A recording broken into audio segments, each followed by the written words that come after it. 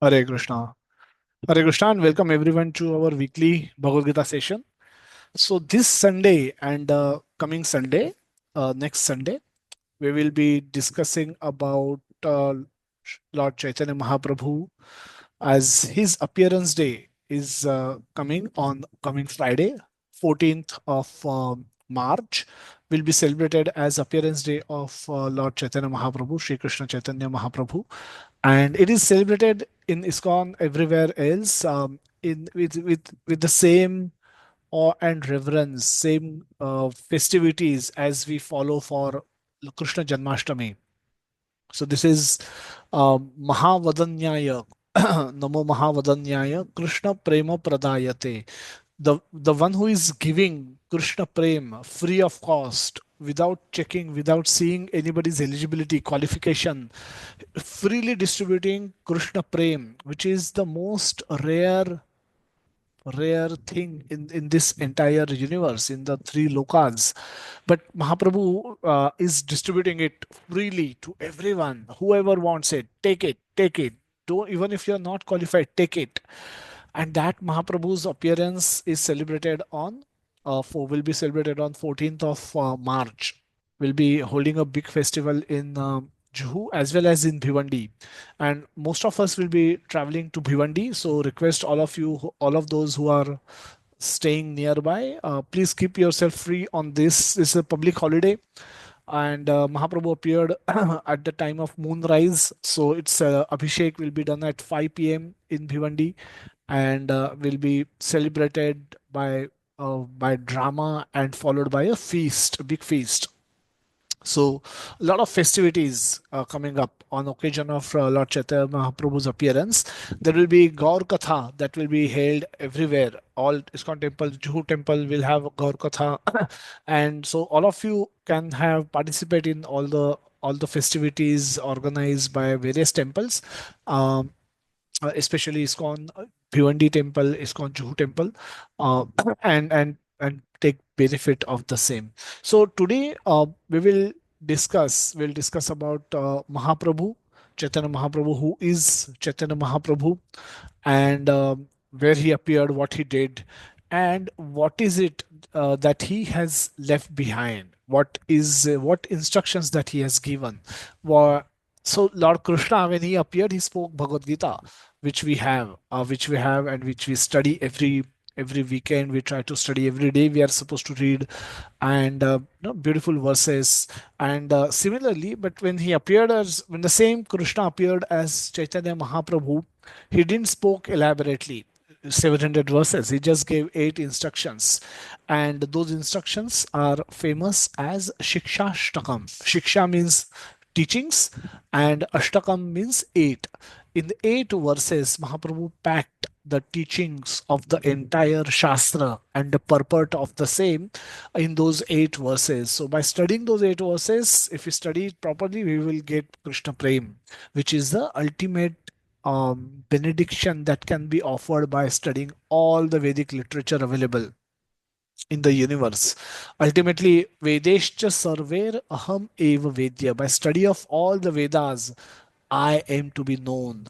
And if you know Krishna, you're as good as having studied all the Vedas. You don't need to go back and start studying all the Vedas. If you know Krishna is Supreme Personality of Godhead, if you know Mahaprabhu is Krishna himself, so following his footsteps, following his instructions, you will be able to attain Krishna Prem. And if you get Krishna Prem, you will get Krishna, because Krishna said, "I'm sold out to those who have my who are my pure devotees, who love me.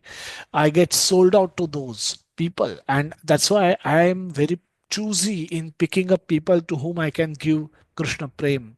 But when the same Krishna comes as Mahaprabhu, he is overly liberal, overly in the mood of giving, and he comes in the mood of Radharani, and then therefore he is freely distributing patra apatra na dekhila, without seeing who is patra, who is qualified and who is not qualified, without checking, he is freely distributing Krishna Prem. So that Mahaprabhu's appearance is coming, Mahaprabhu, by his personal example, he relished Krishna consciousness. He's relished. So, in general, what do you mean by relishing? Uh, relishing in terms of material out product. You can relish a rasgulla. You can completely enjoy that rasgulla, eating of that rasgulla. So you call it, I'm relishing rasgulla, I'm relishing rasgulla. But how do you relish activities? So relishing means feeling very strong connection between the presence or the presence of Krishna while performing those activities. When we are strongly connected with Krishna while doing something, a particular thing, we say that we are relishing Krishna consciousness activities. And just like when we put a rasgulla into our mouth, if it happens to be our favorite food, and when we put it into our mouth, when we see it, when we smell it, and when we consume it, and when we completely get into ecstasy, we get lost, we just don't remember anything, where we are, what we are doing, and we just want to enjoy the nectar of that rasgulla. So similar feelings are there when we relish activities in Krishna consciousness. So uh, so that is relishment. So please go to the chat box and start typing in you're all in following the process of Krishna consciousness for some time, and you would have had some exposure to some of the activities in done in Krishna consciousness. So which activity you relishes the most? Which activity in Krishna consciousness you relish the most? You feel while doing it, you feel we are strongly connected with Krishna. You strongly feel the presence of Krishna. Which is that activity that you like the most, where you feel that you're very deeply connected with Krishna while performing that activities? Harinam Japa, it could be one, correct? Listening to Krishna Katha, hearing Kirtan. Hearing, with hearing simply hearing, yes, can give us ecstasy. But if you are singing in the kirtan, by if you're there is a lead singer and then you are following in the kirtan, you're singing in the kirtan, I think, to me personally, that gives me the highest connection with Krishna. Okay. Nobody said while taking prasad, but yeah, dancing in kirtan. I mentioned, sir, Yeah. serving Krishna delicious food. Oh, yes, without Prashad, this moment could have been really incomplete. Absolutely true. So, thank you so much. And those who are still thinking what they like most, you shouldn't be thinking. These two three things should be top of your head. If you want to do something for Krishna, you should do these two three things for Krishna. And that, while doing it, I felt very strong connection with Krishna. So, and all of you can have different things, and that's the beauty of individuality in the Krishna consciousness. So let's move further. Some of the examples: listening to the kirtan, singing in kirtan, cooking bhoga, offering it to Krishna, taking honoring prasad, daily chanting, daily darshan in temples, very beautiful, exquisitely. Lordships are dressed in a beautiful way. Every day we change the new dresses offered, and it's been meticulously prepared. Everything is trying to that pujari is trying to make him look perfect every day. The turban is right, the color combination is right, the garlands are fresh, and everything, jewelry is shining, the utensils are shining. They the presence of Lord is felt by simply taking a look at him, and gorgeous darshans are there every day in all the temples. So just looking at him, we can get lost. We can just get lost ourselves. We can forget ourselves. Temple visits, associating with devotees. When we go and talk to devotees, we we lot of people come to temple because they say that you know they forget their worries. They could be facing many challenges, many difficulties, but when they say when we come to the temple, we forget all our problems. And as long as we are in the temple, we forget the problem. The moment we step out, the problems come back. Aartis in ISKCON temples are very special. If anyone who has traveled with devotees, who has attended Mangal Aarti at 4:30 a.m. In ISKCON temples are very special, very special. You can feel a wrong take khade hona. What do you mean by that? Really, you can get goosebumps when you sing along with the devotees. Samsara Davana Lilida Loka at 4:30 a.m. in the morning with hundreds and thousands of devotees. If you happen to be in Mayapur or Vrindavan temple, gives you goosebumps. Nothing like this. No better experience than this. And so reading Srila Prabhupada books, those who are of nature, who likes to read, or philosophical in nature, or they relish reading Srila Prabhupada books. The the beautiful way in which he's put across all the points. He negates the arguments which are presented by other philosophers, other Mayavadi philosophers. At the same time, he establishes the principles of Gaudiya Vaishnava philosophy.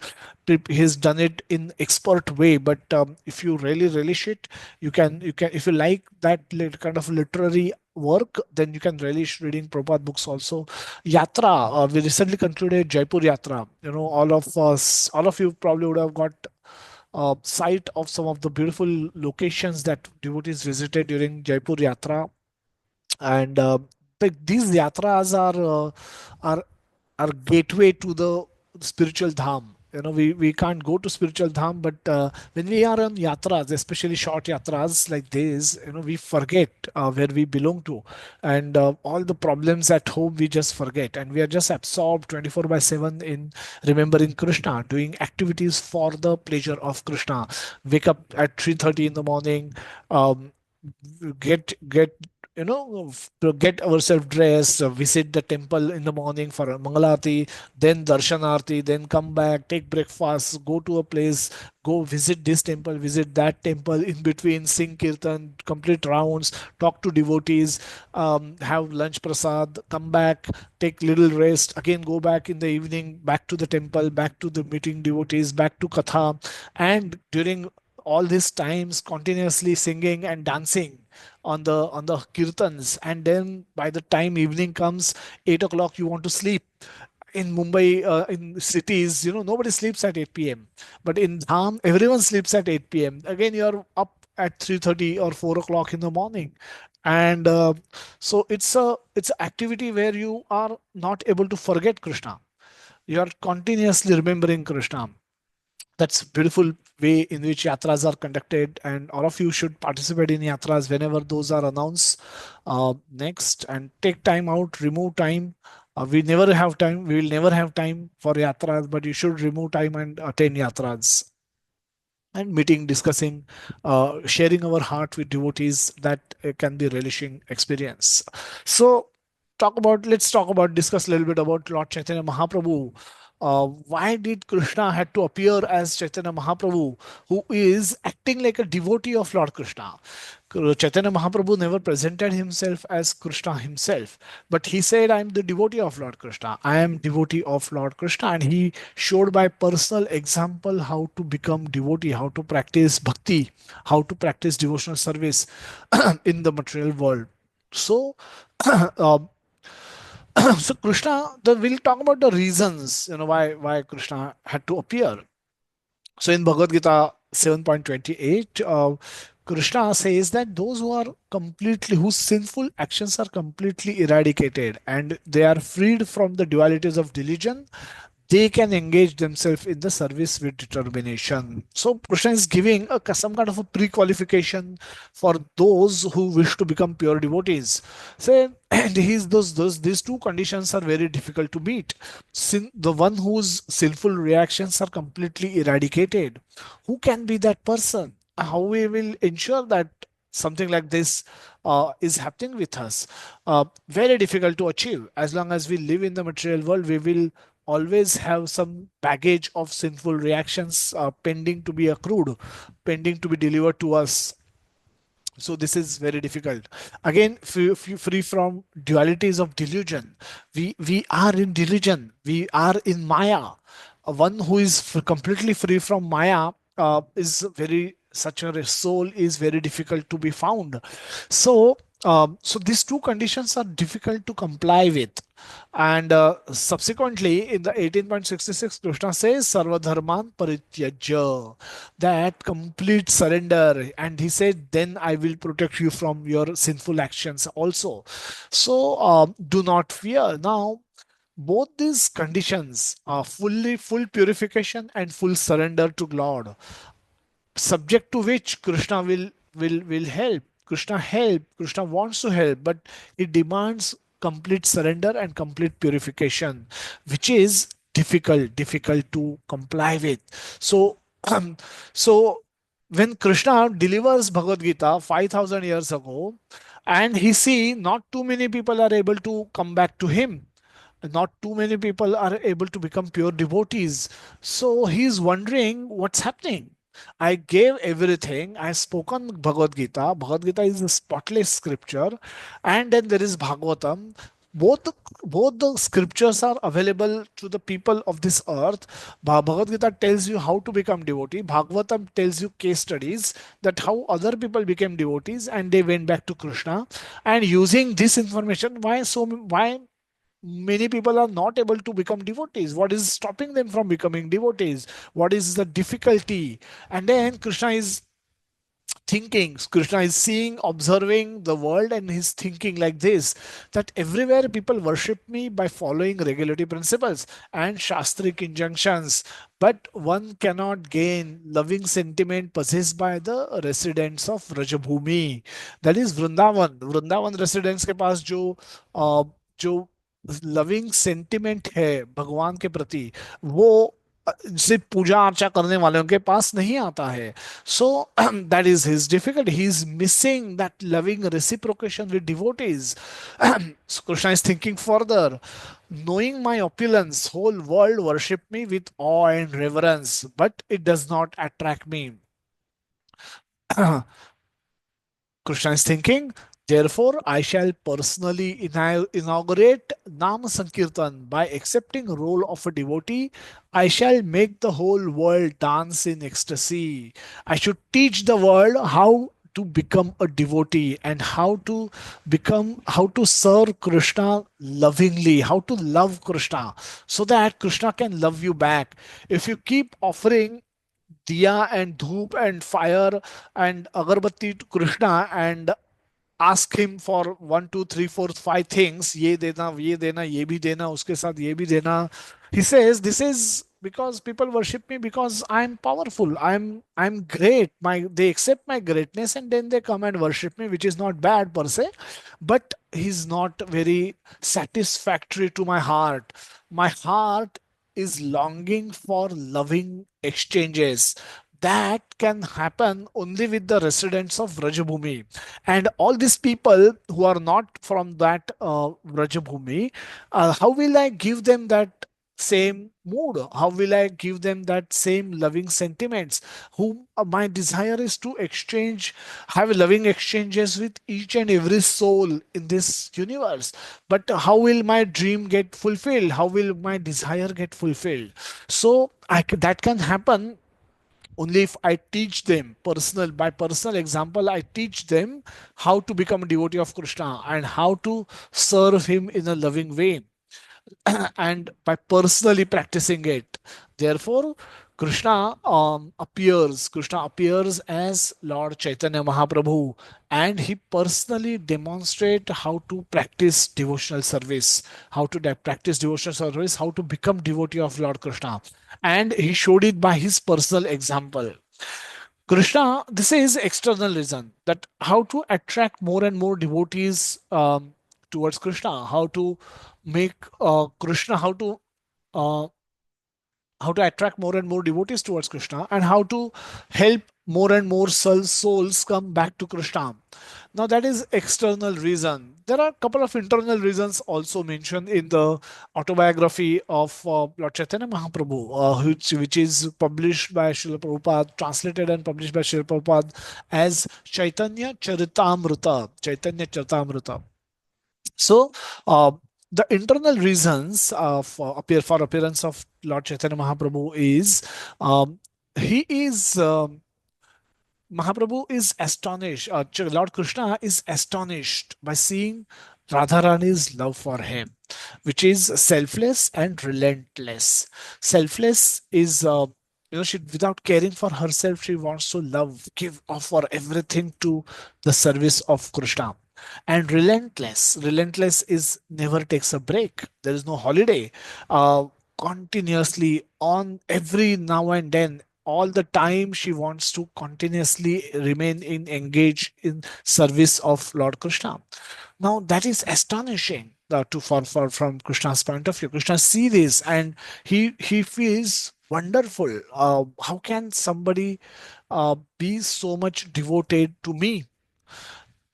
When Krishna see this, he also understand that someone can be devoted to him because they find something attractive in Krishna. Now we get attracted to people, seeing their qualities, seeing what they possess. Some may attracted get attracted to other person by seeing their beauty. Some may possess some qualities which are very attractive for others. Some may not be very good looking but may have a very beautiful voice, and people may get attracted to that. Some may not have very good looks and good voice but can be a very good artist. Whatever they can draw, they can make things in such a way that can capture attention of the people. So so so different qualities people get attracted to, and Krishna is wondering what is in it me that makes me so much attractive, because Radharani, gopis, countless people in Vrajabhumi, they are all attracted to me, they love me so much. And so Krishna want to know what is it that he possesses, which makes him so much attractive for the residents of Vrajabhumi, gopis, and especially Radharani. The third reason that is quoted, that Krishna says, I am the giver. I am Atmaram. I am self-satisfied otherwise. But everyone who comes to me, I reciprocate with them. Arjuna wanted me to reciprocate with him, so I became his chariot driver. Now, like similarly, elderly gopis, wanted me as their son, so I become their son and I reciprocate with them in the parental mood. So when I can give people, when I am the giver, I feel happy that I am able to give. But those people who receive things, they become, they experience more joy than what I experience by giving. And this is not more joy in small quantity.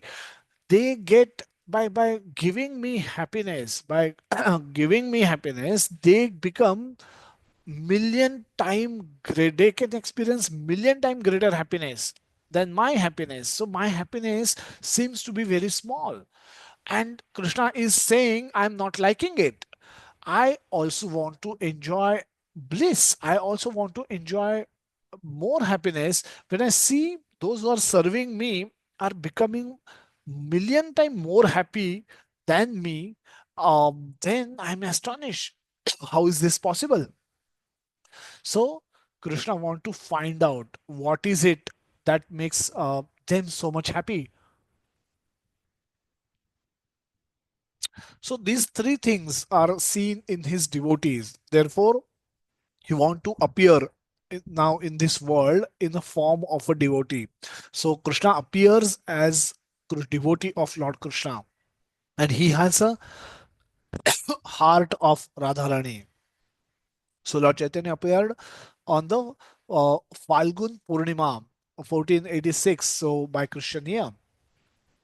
So Lord Chaitanya is none other than Krishna himself. So Krishna had a black, darkish complexion, but he appeared by taking complexion from Radharani. Krishna had a crooked mind, but Radharani has a simple-hearted, has simple was a simple-hearted girl. So Mahaprabhu appeared by taking accepting the mind of Radharani. Radha Krishna does not want to give himself to others. Radharani wants to distribute Krishna to everyone. So, uh, so this is the mood of Lord Mahaprabhu. Lord Chaitanya Mahaprabhu is Krishna himself appearing with the complexion and mood, mind of Srimati Radharani, and therefore he is most merciful incarnation of Lord. He is also called as hidden incarnation. It is mentioned in the scriptures, but it is not openly available to everyone. He is not accessible to everyone. He was accessible only to his close, intimate associates with whom he was discussing Krishna Katha, and we will talk about that aspect later. But he, but he was, but he when he appeared, he had this mood of Radharani, a mind of Radharani, complexion, golden complexion of Radharani, and therefore he's he's considered to be the most merciful incarnation of Lord Krishna.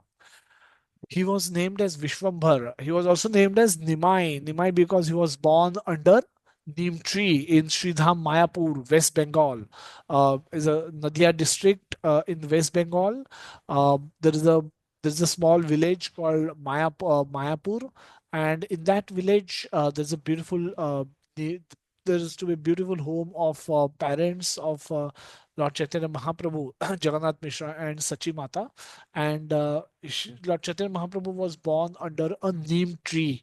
Therefore, he was also named as Nimai. Nimai, he became Nimai Pandit, famous as Pandit. He was expert. He was scholar in Sanskrit grammar, and so he appeared. He appeared with all his associates. The principal associates are known as Panchatattva, Lord Sri Chaitanya Mahaprabhu, Nityananda Prabhu, who is Balram, Advaita Acharya, who is Mahavishnu, Gadadhar Pandit is Radharani's incarnation, and Srivas Thakur is Narad Muni. So they are all collectively known as Panchatattva. And we chant their pranam mantra before we chant Hare Krishna Mahamantra. So we seek their mercy, we seek their blessings before we approach Radha Krishna in the form of Hare Krishna Mahamantra. Hare is Radha, and Hare Krishna is Krishna, Radha Krishna, and Ram is Balram, or Ram is the pleasure. How can I serve you, O Radha Krishna, to give you pleasure? That is purport of the Hare Krishna Mahamantra. Is begging for service. You are so great, but let me remain engaged in your service. O Radha, O Krishna, let please engage me in your service. This is the brief, short meaning of Hare Krishna Mahamantra. Chaitanya Mahaprabhu's biography is captured as Chaitanya Charitamrita, has three parts. Adi Leela covers the first 24 years of his life. Madhya Leela covers 6 years of his life from 25 to 30, and where he traveled predominantly. During this period, he traveled all over India, especially South India, then came to Kolhapur, Pandharpur, and went to North India, went to Vrindavan, and then came back to Jagannath Puri. So these 6 years are covered in the Madhya Lila. Now these were his preaching years, where he predominantly, like lion, he was preaching. He was distributing Krishna Prem to everyone. Whoever he met, he made him pure devotee of Lord Krishna, and spread the Vaishnava philosophy, established and spread the Vaishnava philosophy over Mayavada philosophy. So he preached from Bhagavad Gita and Srimad Bhagavatam, and that's what we continued. Srila Prabhupada continued to do that. He's preaching. It's a preaching missionary he was in these 6 years, and that's what this is the missionary mood that Prabhupada continued after Mahaprabhu left. Bhakti Siddhanta, his Prabhupada's Guru Maharaj also had this mood, and Sri Prabhupada, took that mood from his Guru and continued throughout, and then that's how he could preach all over the world. Ante Leela covers that last 18 years of his life. He left his body at the age of 48, and when his earthly age was, it was about 48 years of age. And Mahaprabhu spent this time primarily in Jagannath Puri, along discussing Krishna Katha, relishing Krishna Katha, Kirtan, um, Ka- Krishna Katha, Kirtan, dancing, Prasad, and like at Ratha Yatras, everything. He was simply relishing, completely absorbed in remembering Krishna during these last 18 years. Um, and demonstrating various symptoms of ecstasy in the process.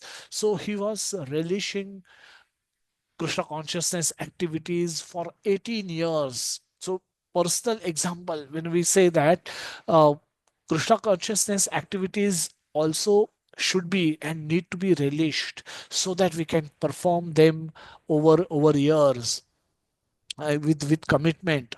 And Mahaprabhu again demonstrated it by his personal example. He relished Katha, Krishna Katha. He relished Krishna Kirtan. He relished Vaishnava songs, and he relished all this in association of all his trusted, intimate associates. Remained fully absorbed in remembrance of Krishna, and eventually left this planet, winding up his own pastime at the age of 48. Shikshashtakam has 8 verses, comes towards the end of Antyalila, are the instructions. So the first 4 verses are like instructions given to one's own self, as if Mahaprabhu is talking to oneself that ऐसे करो ऐसे मत करो, तुमको devotee बनना है तो ये करो ये मत करो. Maybe instructions given to one's own mind, one's own soul, one's own self. He's not talking to externally anybody. The fifth verse, there is a transition. By speaking to oneself, now he's turning to Lord Krishna and offering a prayer to Lord Krishna. And the last 3 verses goes deeper. By offering the prayer, Mahaprabhu develops ecstasy and ecstatic symptoms on his at his body, and then he's describing those in the last 3 verses. In multiple bodily symptoms of ecstasy are described, and the eighth verse describes the mood of Srimati Radharani. Very beautiful verses. And all of you should we'll chant these verses during the course of our discussion, and but all of you should are requested to please go through the presentation which I'll share at the end of this class, and remember all these beautiful verses. Memorize all these verses and chant all these verses every day. Krishna consciousness, Sambandha, the object of our worship is Krishna, Sambandha Krishna, Abhideya, the process is Bhakti Yoga, devotional service, and Prayojana, or the fruit that ultimately what we want to achieve is Krishna Prem, loving devotional serving attitude towards Krishna. So, Sambandha Krishna, Abhideya Bhakti, and Prayojana is Krishna Prem. That is what we will achieve at the end of our life by properly studying scriptures and following Krishna consciousness principles and philosophy, living the philosophy by practicing Krishna consciousness activities. The first verse, we will not be able to cover all the 8 verses today in the today's session, but we'll try to cover first 4 verses in today's session, and follow it up with the subsequent another 4 verses, set of verses in the second session that we'll do next Sunday. So a lot of devotees chant these verses with beautiful meter. We'll try to do that, and all of you can probably pay attention and practice in the same way. चेतोदर्पणमार्जनं भवमहादावाग्निर्वापणम् श्रेयः कैरवचन्द्रिकावितरणम् विद्यावधूजीवनम् Anandam Ambudhivardhanam Pratipadam Purnamruta Swadanam Sarvatnam Snapanam Param Vijayate Sri Krishna Sankirtanam. So this is the first verse of Shikshashtakam, where Mahaprabhu starts by talking about something very significant, and we'll try to spend a lot of time discussing that aspect. Mahaprabhu is talking about Cheto Darpana Marjanam. Cheto can be broadly classified as the heart. The heart is where mind and intelligence go together, come together, and becomes our Chetana. The mind and intelligence together becomes our Chetana. It's in short, this is the seat of our mind, the heart, our heart. That's our Cheto. Darpana Marjanam. Darpana means mirror. Marjanam means cleaning. So it is the process of cleaning the mirror of our mind, something very significant. Bhava Maha Davagni Nirvapanam. Davagni means forest fire. Mahadavagni means great forest fire. Nirvapanam is extinguishing that forest fire. Now, where is the fire? So you see, a lot of alankars are used in this in a very beautiful way in this first verse. Alankar means Alankar or Upama means in how best we can describe a particular situation by Davagni represents our life, material life of existence, where there is problem after problem after problem after problem. You solve one problem, the another 10 problems pop up, and this go on till the time we die, and we just don't realize at the end of our life why we were born, what we were supposed to do, and what we have done. We couldn't figure that out. We can't figure that out. So this is Davagni Nirvapanam. How that fire of material existence can be extinguished. How can I extinguish that fire? श्रेय Kairav Chandrika वितरणम विद्यावधु जीवनम anandam ambudhi vardhanam. Ambudhi means ocean. Ananda, what kind of ananda? Is like a ambudhi, like a ocean type of ocean, like ananda. Vardhanam pratipadam, ever increasing ocean at every step. Purnamruta swadanam, you will be able to relish it completely. Sarvatnam snapanam param vijayate Sri Krishna Sankirtanam. Param vijayate Sri Krishna Sankirtanam. That Krishna Sankirtan movement, let there be victory to the chanting of the name of Lord Krishna. So let's go deep into this beautiful verse. We'll try and spend as much little bit more time on this verse because it's important for us to understand this verse carefully so that we can follow the rest of the verses properly. Translation: let there be all victory to the chanting of the holy name of Lord Krishna, which can cleanse the mirror of the heart and can stop miseries of the blazing fire of material existence. That chanting is waxing moon that spreads the white lotus of good fortune for all living entities. It is the life and soul of all education. Chanting of the holy name of Krishna expands the blissful ocean of transcendental life. It gives a cooling effect to everyone and enables one to taste the full nectar at every step. Lot of information is unpacked in this single verse. So let's take a look at it slowly. Glories of the holy name are described, glories of the holy name are described and declared as Vijayate Sri Krishna Sankirtanam. So, glorious is the holy name. Let the holy name be victorious. Now, what does it mean? Let the holy name be victorious. Where is the war? Victory means a war, a battle. A battle implies participation of two parties minimum. I cannot battle with myself. So what is Mahaprabhu referring to? Now this is not straightforward, I agree. But what inference that you can make by this statement that let the glorious so the holy name, let that holy name be victorious. What does it mean? Anybody would like to share? Can unmute and speak. Yes, Kanchan Mataji. As per my understanding, I think that he's talking about our mind who is involved in material world. We need to win it over the holy name so that we rejoice and replenish the holy name of Lord Krishna over other worldly materials. Okay. Somebody else would like to share something?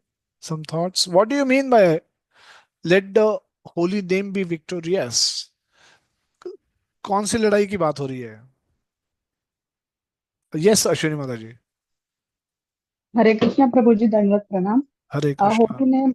Holy name should be victorious. In my opinion, it should include the Jai, Jai of our Lord Shri Krishna, so that we can win the war against Maya while taking the holy name. So it will be our victory. Okay.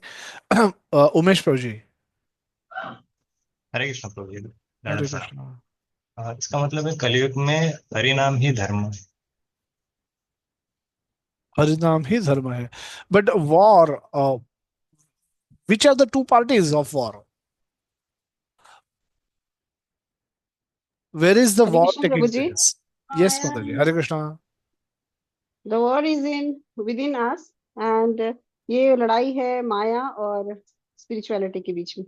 Maya and spirituality. Okay. So let's see. Let's go a little bit deeper into this thought. Kanchan Mataji, I think, spoke about the mind. So there is a soul, there's a Atma, and the Atma has a mind. There's a soul, and soul has a mind.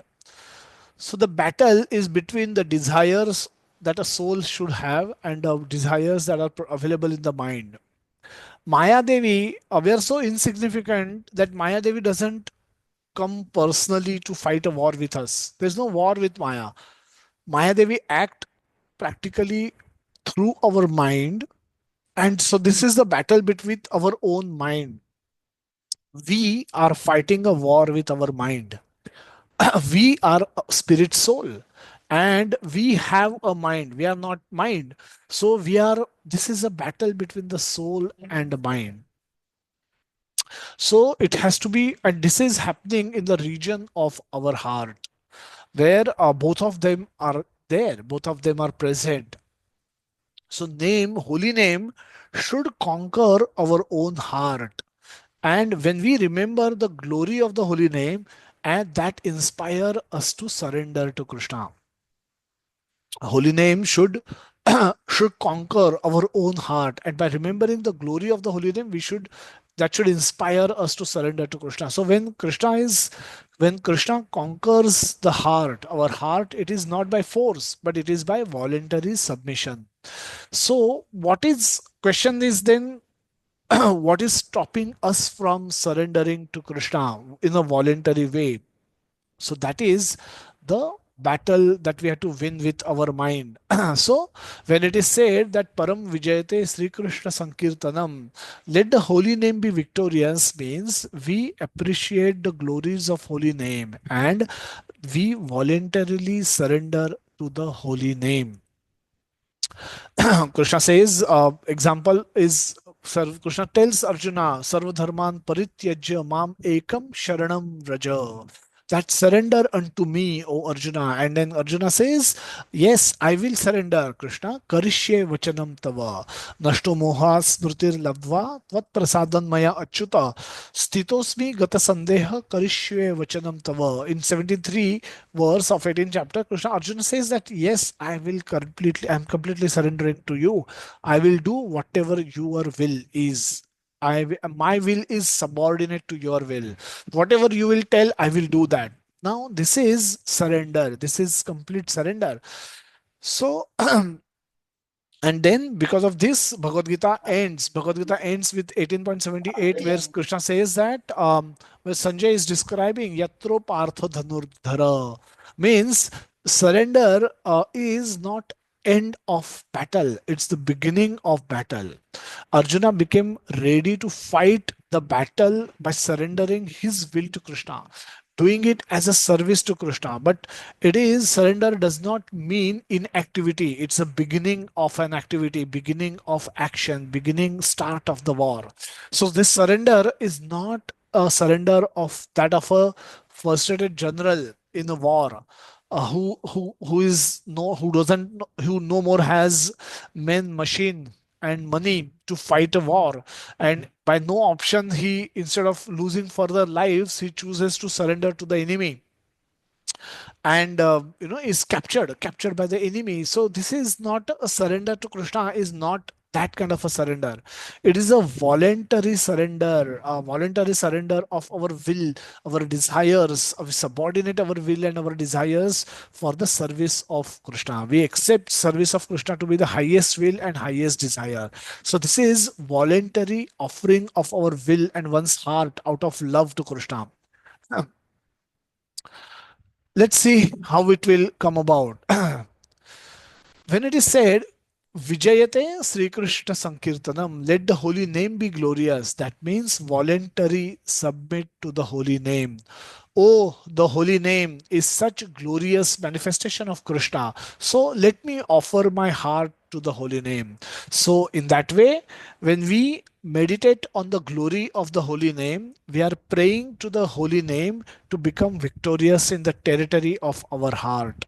That means our heart submits to the holy name. And when will that happen? When we understand the glory of the holy name.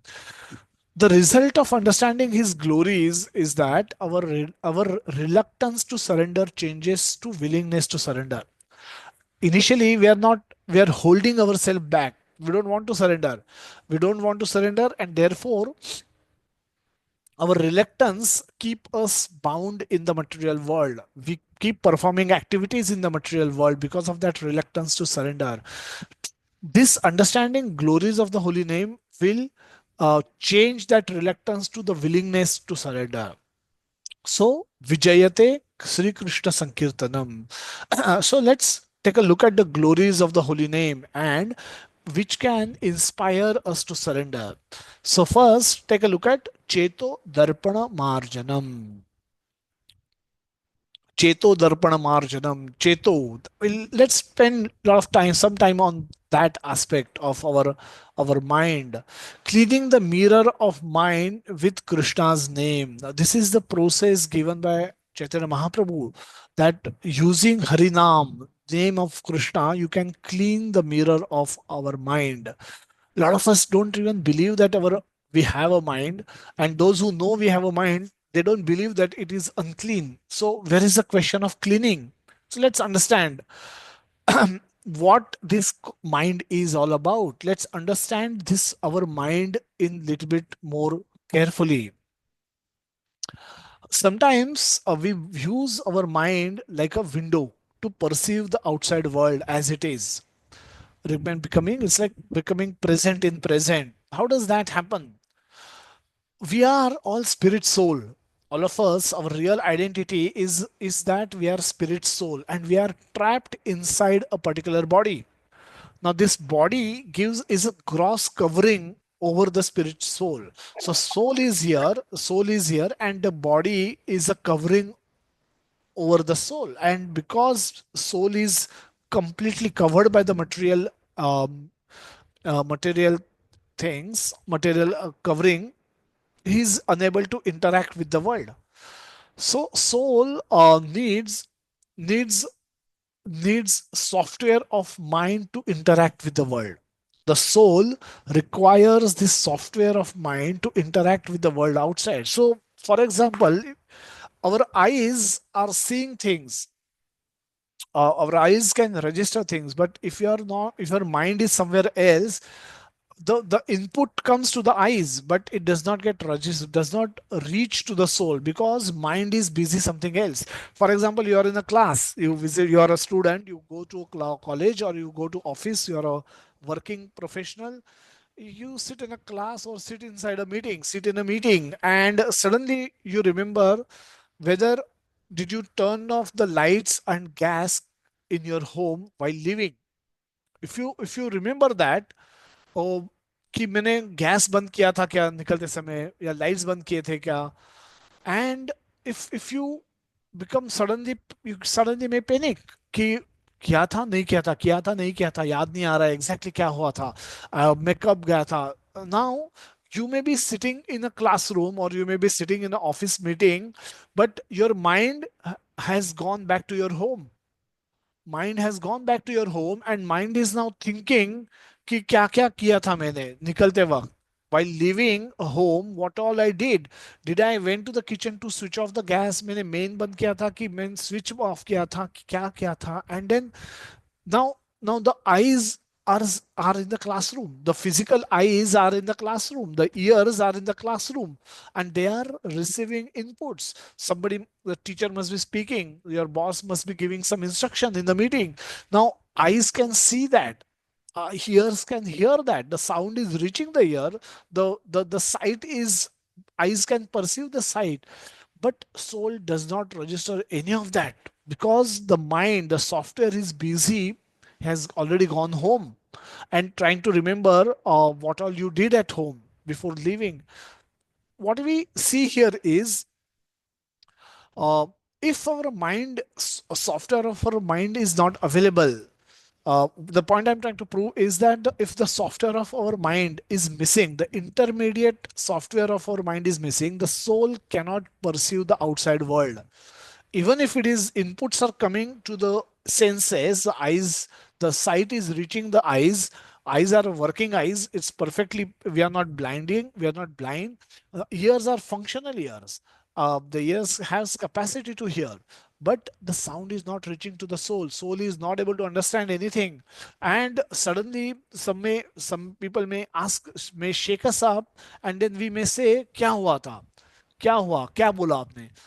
People may say कि अरे आप तो यही बैठे हो, why you want me to repeat, I was speaking for 5 minutes and you were not listening, what were you doing. So then we may say no, my mind was somewhere else, because software was missing, the hardware is not able to work, so the user does not have any experience of what was spoken in the class or in the meeting. So, the software is essential for soul to function and interact with the outside world. So, this is how we connect and interact with the world outside through the window of our mind. So, it's like a, for soul, this body is like a dark room, and this mind is like a window which help soul connect with the outside world. If this window is missing, soul gets disconnected from with the outside world, soul cannot understand and do anything. uh, Acting in the outside world can become impossible for the soul. Soul may have desires, but soul may not know how to interact with the world, therefore may not be able to do anything. Our mind also act like a TV screen. A TV screen is generally blank, can be blank. But for example, a cricket match today, there will be some final that India will be playing, and it will be played in some country. Physically, we may be sitting in our home, under a fan, maybe with AC on, with some snacks that we may buy for enjoying the cricket match, and the match is happening, say, in Dubai. Today, I think it will be in Dubai somewhere. So we are in Mumbai, India, and cricket match is happening somewhere in Dubai. And because of some technology, we are able to see the match on the screen of our television. Now, by when we start watching the match, we get engrossed in watching the match so much that even though physically we are present in Mumbai inside our home, practically we get imported, we get exported to the venue where the match is being played. So we get exported to the ground where the events are happening, and whatever happens on the screen of that TV, we experience the same emotion. So sometimes our mind actually becomes that TV screen. So instead of receiving inputs and showing us what is shown by the eyes, ears, nose, skin, and tongue, the sensory input, the reflecting that on the screen is busy playing something else. And our soul actually goes to that venue, goes to the other place, and is not available. Even if these inputs are coming, is not available to see, experience the inputs that are sent by the senses. So here, um, we are playing our mind like a TV screen as we get transported into a different world, completely cut off from the present world where we are present. So this is called absent in present. So we are become absent in present. So this is the mind. This is the palm is like a mind, and there's a beautiful verse in the 15th chapter of Bhagavad Gita which says that uh, श्रोत्रम चक्षु स्पर्शनम च रसनम घ्राणमेव च अधिष्ठाय मनश्चाय विषयान उपसेवते. So the this this soul using the mind is busy enjoying the various kind of sense object using through these five senses. Now, this is the activity of the soul. This is what soul is busy doing. That bhunte prakriti purusha prakriti stohi bhunte prakriti jagunan karana guna sangosya sat asat yoni janmasu.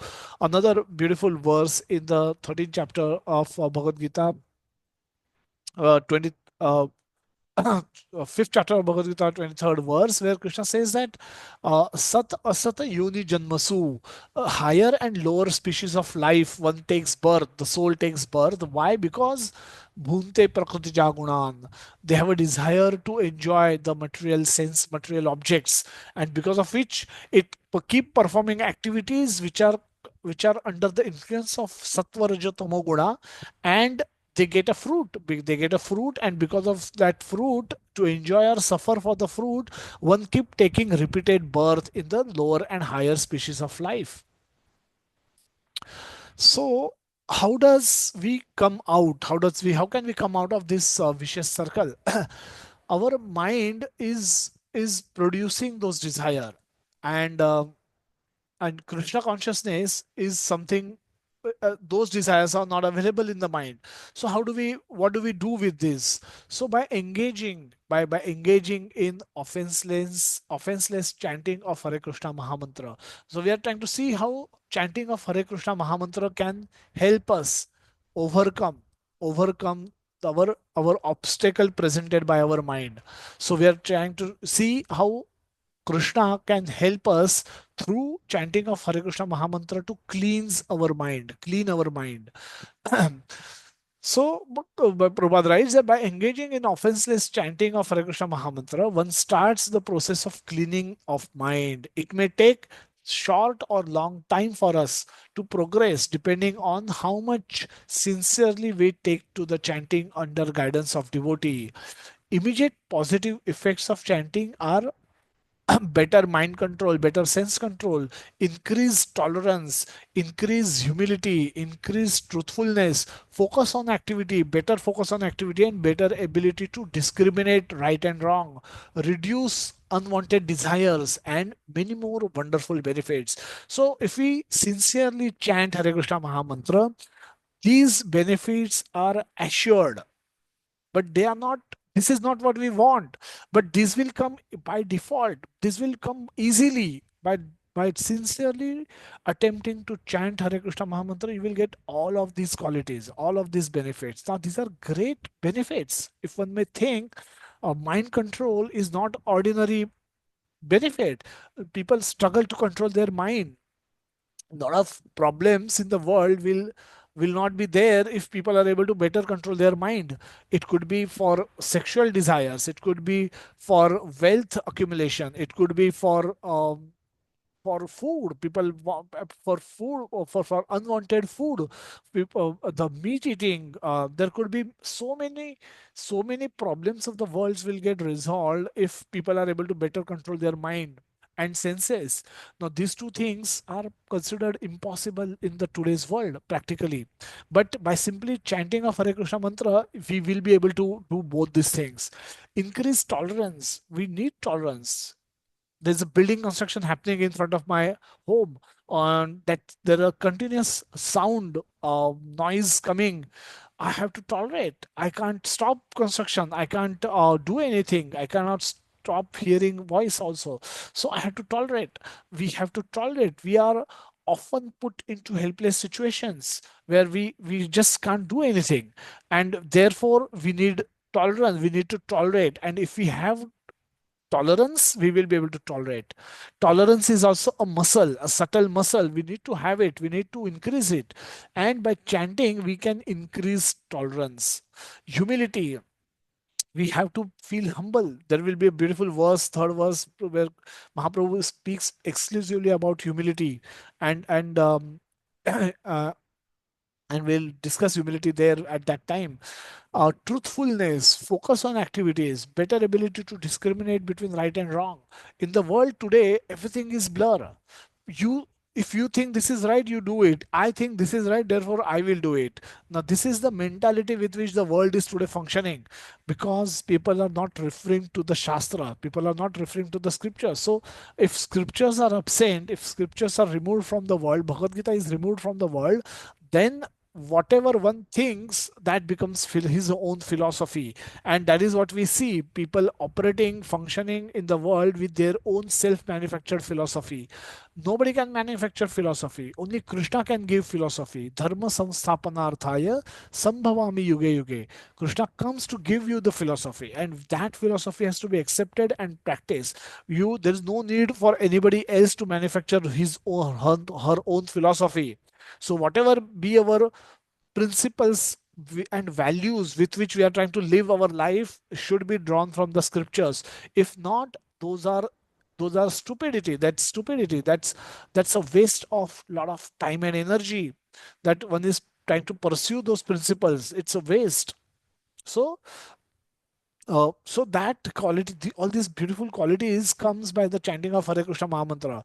But we don't need any of this. Devotees will not pray for getting these qualities. They are byproduct. Devotees want Krishna Prem, which is far more greater than all of this put together. And this is possible simply by chanting of Hare Krishna mantra. 16 round 108 considered to be the mercy helpline for devotees. So devotees want to chant 16 rounds every day. Every round has 108 beads. So 16108 is mercy helpline for devotees. What needs to be cleaned? Where is the question of cleaning? Is my mind dirty? Let us find out why it is dirty. So there are endless desires entering into our mind. Our mind is a storehouse of desires. Some mind get desires from the outside, some are internally manufactured desires, but there are innumerable desires inside us, and these desires force ourselves to act on the desire. So if we act on a particular desire, and if a desire gets fulfilled, it leads to pride and arrogance. It makes us feel as if we are God. Whatever I want, I deliver. I get it. And so it practically makes us feel like, give us a godly feeling, and makes us proud, makes us arrogant. And that results into greed and hankering for more, greed for more, fear because whatever we have, nobody should take away. So when those who possess more actually live in fear. So these are again not good qualities. These are all anarthas. So we can't be happy, we can't be peaceful, we can't be happy, we can't be devotees with these qualities inside us. So what happens if our desires are not fulfilled? When the desires are not fulfilled, it leads to anger. Anger leads to frustration, anxiety, distress, arrogance, and more desires. Um, so So the opposite of what happens in the first box happens in the second box. When our desire gets fulfilled, makes us proud. When desire don't get fulfilled, we make get frustrated and disappointed and distress, and leads to frustration, and this leads to lamentation and misery. And this is going to come to us because we practically can have limitless desire, unending desires. We may have innumerable desires, countless desires. Practically, physically, financially, economically, it will not be possible for us to fulfill all of those desires. So some desires we may not even attempt to fulfill, and because and they lead that will lead to frustration anyway. That will lead to lamentation and misery anyway. Those desires which get fulfilled, we try to fulfill. Not everything get fulfilled to the best of our expectation. So again, we experience lamentation and misery. The desires which get fulfilled as per our expectation, the result don't last forever. So we have the result for some time, eventually the results go away, again the lamentation and misery comes, and eventually we ourselves will get over. Even if we have everything, when the time will come, we will have to leave this body and we will have to move on to another body. At that time, in that body nothing will be available. So again, it will lead to lamentation and misery. So in short, any desire to enjoy in the material world will lead to lamentation and misery, assured. This is assured. You may get some happiness somewhere in between, but if you keep striving for having your material desires fulfilled, you are guaranteed the lamentation and misery. It's only a question of when you will lament, when you will suffer. It's not a question of if you will lament and if you will suffer. It's a question of when. The fifth chapter, again, a beautiful verse says that that the 5.22,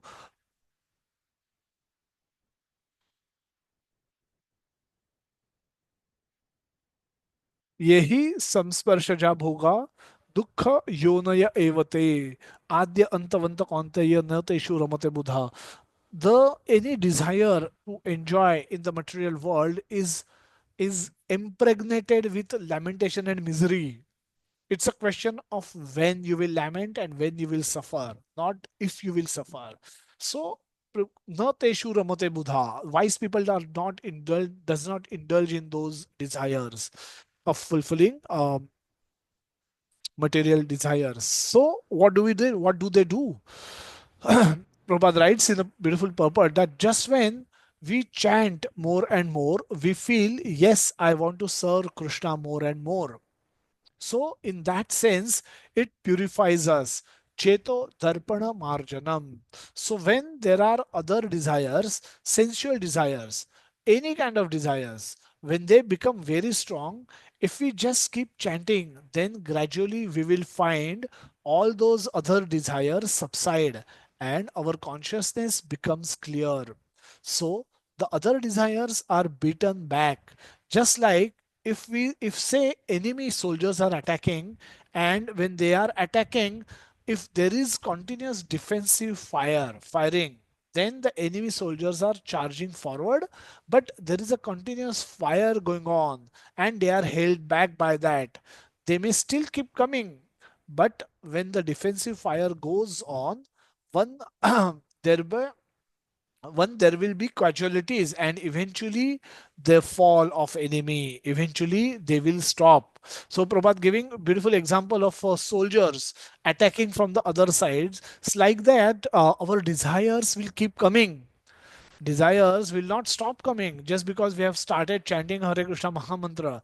But our chanting of Hare Krishna Mahamantra will act like a defensive fire. If the soldiers are coming and if you keep firing at them regularly, properly, then there will be casualties among the soldiers also, and eventually, they will become weak. Eventually, they will stop coming. So that is the ultimate benefit that we can get. Now, this will help us purify our mind. This is how the mind will get purified. So, Mahadavagni means that it is such a great fire that it cannot be extinguished by human effort. In our life, we all face different kind of problems, and we put in effort to solve the problems, and we can solve some specific problems. If I fall sick, I go to doctor, take some medicine, and I get better. I lose a job, I try to find another job. So we are able to solve some of our material problems, but we are not able to solve the problem of materialistic existence. One problem will go, another problem will come, and then third problem will come, fourth will come. So this is problematic nature of material existence that can be rectified only by Krishna's mercy. So when mind itself stop proposing, actually at one level it is the realization. So the mind itself doesn't say, say for example, some of us might be eating meat before we came to Krishna consciousness. Now if we say somebody eating meat and we are traveling and somebody is sitting in front of us and eating meat, it does not attract our attention. It does not actually, we're not attracted to the eating of the meat. Prasadam is literally the higher taste. So what happened? Our mind, who used to be attracted to a meat before, after chanting Hare Krishna Mahamantra, after clearing our consciousness by for this at least one desire, it no more becomes attractive. It no more become attractive. In fact, we may be irritated by somebody sitting in front of us and eating meat. We may ask that person to go away, or even we ourselves may change the seat. We may not be able to tolerate the smell of that meat. So so these are the problem. This is what has changed. So what has changed? The before becoming a devotee, the same meat had we had attraction for that meat, and now after becoming a devotee, after chanting Hare Krishna Mahamantra, we have lost that attraction. So earlier, our mind would have proposed oneself to go and find meat and eat it. Now the same mind is getting and disgusted by the sight of that meat and the smell of that meat. The mind is same. We are same, but the consciousness has changed. The purification has taken place. So as long as the mind keep proposing, come on, do this, do that, we have to keep saying no to it. And that is the process of bhakti, but it may not be joyful. So if we, and that happens, we all would have experienced this, that when we came to the Krishna consciousness, we were new to Krishna consciousness, we had our own colorful life. We were meat eaters, some of us were smokers, some of us used to drink alcohol, some of us some of us all of us probably were eating onion garlic. But when after accepting the instructions from our acharyas, our gurus, our seniors, one by one we stopped doing these things. And eventually, when we initially stopped doing things, it would have not been easy. So it happens at four levels. Our mind, so there is a at four level it happens. At the lowest level, the temptation comes through our mind, and even if we started saying that we will not eat meat, take meat eating for an example. We've been meat eater all our life, and now we have come to Krishna consciousness. We have heard Bhagavad Gita, we have studied Bhagavad Gita, and now we want to give up meat eating. Now all our life we have had experience of meat eating, and we have relished it, we have enjoyed it, we have participated in many parties, we have done it at every available opportunity. But now we want to stop doing it. Now this switchover is not easy. So initially, when we in the initial phase, when we've determined not to eat meat, and if we start when we start functioning, and if we happen to visit our relative, those they have cooked the our favorite that time, whatever the meal, which includes meat, and now we are we are caught in war with our own mind. Our mind intelligence is saying don't eat. Our mind is saying maybe one last time you can eat. It's so delicious, it's prepared. That lady is, your relative. You made it so much, it's with so much love they have cooked this meal, and you should have it once. Maybe from tomorrow you should give up eating meat. And so this could be a war, and that you may lose. We may lose effortlessly without putting up a fight.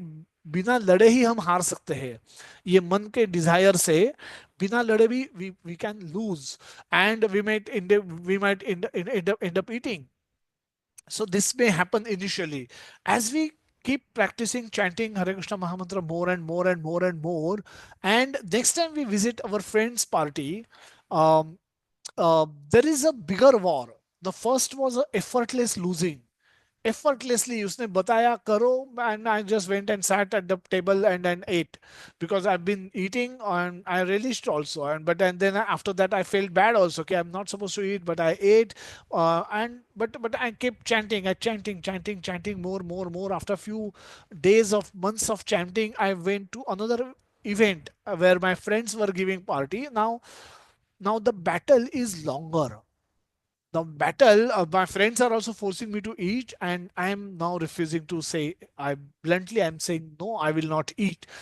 Now there is a long debate that might happen, and at the end of that debate, we might actually end up eating much unwillingly, but we might end up eating just to satisfy, just to keep our host happy. We might end up eating. But so this is the first loss, is effortless loss. The second is also loss, because we have still eaten the meat which we should not have eaten.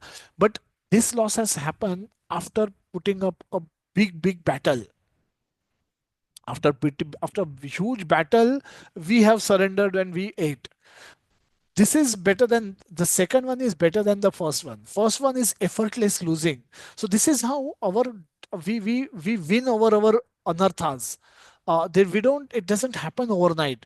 So initially there is a effortless loss, then there is big war, and but there is it still results into loss. At the third stage there's a big war and we become victorious.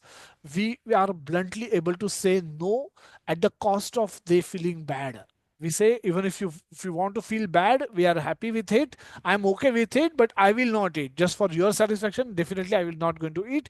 I know why I'm not supposed to eat meat, and therefore I am not going to eat meat. If you want to feel bad about it, please go ahead. I can't help it.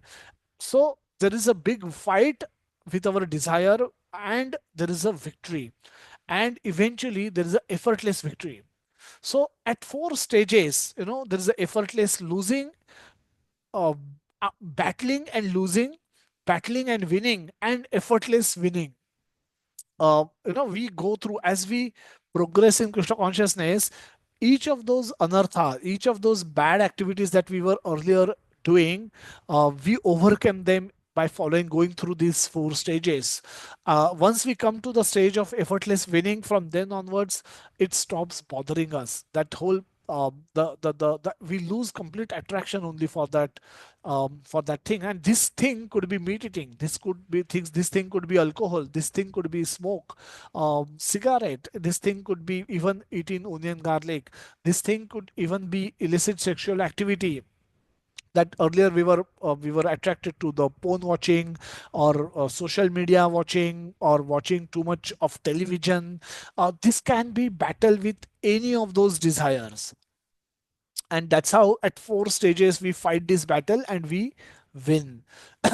Eventually we win if we continue to practice bhakti, if you continue to chant Hare Krishna Mahamantra regularly, then gradually you will move from the lowest to the highest stage.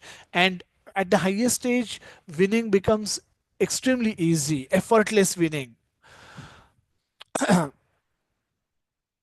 So we are distracted from Krishna at that time, but gradually, when the mind itself says that, when the mind is itself understand that there is no pleasure over here, and the mind stop proposing, then what happens is bhakti becomes very joyful, because there is no distraction coming from within itself. That is why There is mind control, and that is mind covering conversion. We have to control the mind as we are practicing bhakti, and that requires the intelligence. But by steady practice of bhakti, the mind itself get converted means that mind itself eventually start becoming attracted to Krishna, and does not start getting attracted to the worldly things. And that it is the stage when the mind becomes a friend. So that can take a long time, depending on our sincerity, depending on our desire to apply ourselves to the process. It may take a short time, or it may take a long time. How quickly we can go through these four stages depends on our sincerity in practicing bhakti, our sincerity with which we are practicing Hare Krishna, chanting of Hare Krishna Mahamantra. It is our sincerity with which we are hearing Krishna Katha regularly from devotees, and we are reading Srila Prabhupada book, which contains this same information. So it depends on our application of principles of bhakti to our life. The process is potent, but our application is weak, our sincerity is weak, the result will come late. If we are not able to apply properly, the result may never come. But it's not the fault of the process, it's a fault of our application, our sincerity. So how quickly we can go through these four stages? We can go through very, very quickly. And if we once we go to the effortless victory stage, that's time, this meat eating, or alcohol, or cigarette smoking, or illicit sexual attract activities, they will stop bothering us. They will no more have the same attraction that we had towards them before we become a devotee, or before we started chanting of Hare Krishna Mahamantra. So then at that stage they are no more a distraction. And because we are chanting Krishna's name, we are serving Krishna, our attraction for Krishna increases eventually. And then we completely lose this attraction. And then that is how we become fixed in bhakti. So when the screen of mind becomes free from clutter of desires and emotions which arise from the fulfilled and unfulfilled desires, it becomes calm and clean. It's like a TV or a computer screen which is switched off. Now we can see our own reflection in that TV or the screen. Who are we? We are spirit soul. We are servants of Krishna, and our job, our what we should do, we should love and serve that Krishna. In this mood, again, when we continue practicing bhakti, we move very, very rapidly on the path of success.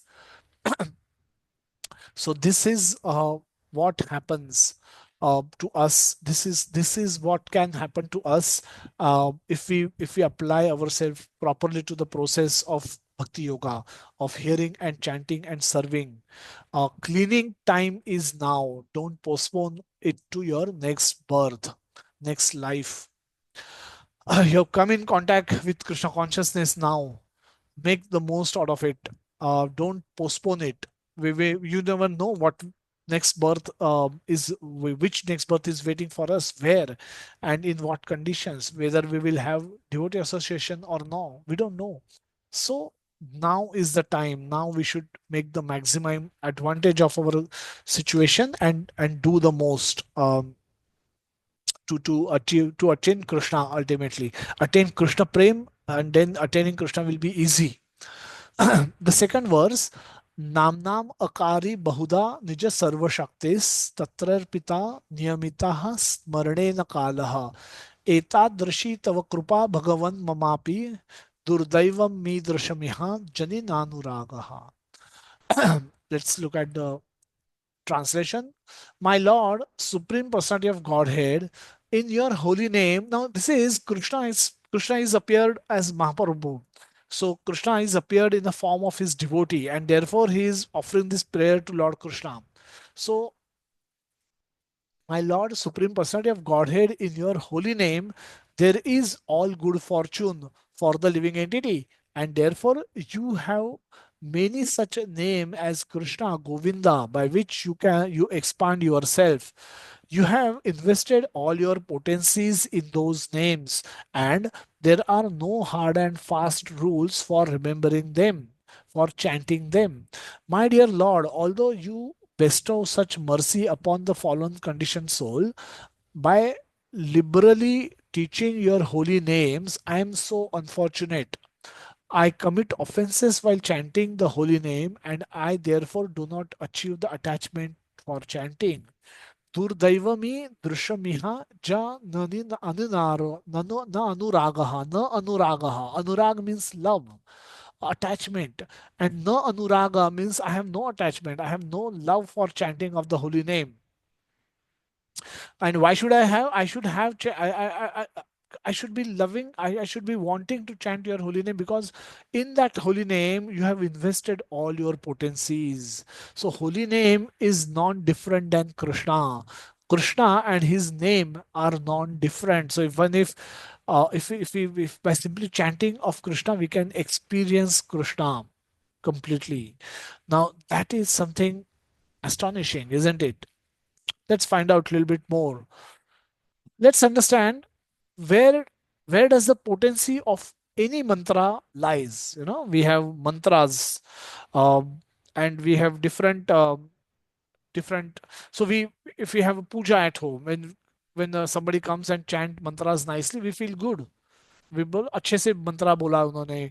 और जिनको मंत्रा बोलने नहीं आ रहा है, जिनको pronunciation अच्छा नहीं लगा, आपको प्रॉपर रिदम ने मीटर में मंत्रा नहीं बोल रहे, तो वी फील बैड कि कैसे बोल रहे हैं मंत्रा मंत्रा भी बोलने नहीं आता इनको. So we all believe that every mantra has a potency, has has capability. Hare Krishna Mahamantra, we say that can cleanse the mirror of your mind, can clean your mind, which means mantra has a potency to clean. So that potency comes from where? Where does the potency of a mantra lies? Mantra की potency किस में होती है? Anybody want to speak? Feel free to raise hand. Yes, Sulekha Mataji.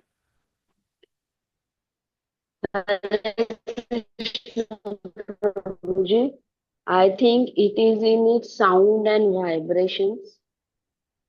Sound vibration. Do you mean pronunciation? Yes, Prabhuji. Correct pronunciation. Okay. Yes, Kanchan Mataji. Proper pronunciation with the emotion that we put in and what we feel inside about that mantra. Okay. That what we feel inside means, do you mean meaning of the understanding the meaning of the mantra? Every mantra will have some Meaning of the meaning. mantra, believing in that mantra, basically. Okay. Pushpa Mataji, you want to say something? Hare Krishna Prabhuji. With our mind and soul, if we pray properly, that vibrations and way of speaking will come nicely. Okay. So we should chant mantra with our mind, involvement of our mind, not just mechanically chant. Right? Yes, Prabhuji, correct. ठीक है. Anybody else has any thoughts? हम सब mantra, we know that mantra meditation, mantra, we hear from everyone. तो कुछ तो potency होगा और वो potency unlock करने का कोई तरीका होगा. So where does potency of mantra lies? Is it Anybody in the can focus? focus? Okay. Somebody else wants to say? Hare Krishna Prabhuji. For the Yes, sir. Hare Krishna Maha Mantra, we says that in the word Krishna itself is there present in the word. Okay. So, Prabhuji, it lies in Consciously hearing chanting. properly. Yes, Vinod Prabhuji. It's more potency lies in hearing and that sound vibration which is entering in our ears. That Okay. where that main potency lies. Hearing us the sound vibration. Vikas Prabhuji. Involving our senses into it, like hearing, seeing, feeling. Hmm. Engaging all our We senses in the mantra meditation. Okay, Vikas Vaji. Hare Krishna Guruji, Dandavat Pranam. So as when Mataji was mentioning that Abhinatvam Nam Namino, so the potency already lies in the mantra. Means it is how it unlocks. The question is of how we can unlock it. So that unlocking depends on the intention and the sincerity that with which the mood with which the chanter actually wants to chant it. And then because the potency is already available, it is already invested in that mantra. So with what kind of love and devotion one chants it, then ultimately it is revealed to that particular chant conclusion. Okay. Hare Krishna. Hare Krishna. Swapnil Prabhuji, last answer. Yes, Prabhuji. I think consciousness is should be the answer. Consciousness about the mantra and unconscious about the external factors and other factors which may affect our consciousness. That is the uh, thinking Okay. I Jigna yeah. Mataji, Hare last Krishna. answer. Thank you so much, Prabhuji. Jigna Mataji, last answer. Yes. Yeah, Hare Krishna Prabhuji. Prabhuji, potency lies in its name itself because, I mean, there are a lot of stories I've heard of a lot of saints like Valmiki, etc., where they were not saints at that point, and just the name itself, which they even didn't pronounce it correctly, but the potency of the name of Lord is, where I mean, the name itself has the potency where the effect lies. Yeah. Thank you so much. Hare Krishna. Thank you, Mataji, so much. So broadly, there are two school of thoughts. Varnavad and a and a Spotavad. Varnavad is they believe that there are two school of thoughts broadly, and they believe in exact pronunciation of varnas. Varna means letters, basically. So Varnavad, those who propagate Varnavad, they say that the the way to unlock potency in a mantra is by correctly pronouncing it. So if you are not able to pronounce it correctly, you will not get the benefit from the mantra pronunciation, whatever that desired. And this is not applicable to just Hare Krishna Mahamantra, but any mantra. Uh, so there is one school of thought which says that the potency lies in the exact pronunciation of Sanskrit mantras, correct mantras, in the correct way. Some others, there is another school of thought which is like Spotavad. The Spotavad means um, it lies in understanding the meaning of the mantra and that meaning having impact on our consciousness. Now this is Spotavad is called Spotavad means there is a joke sometimes.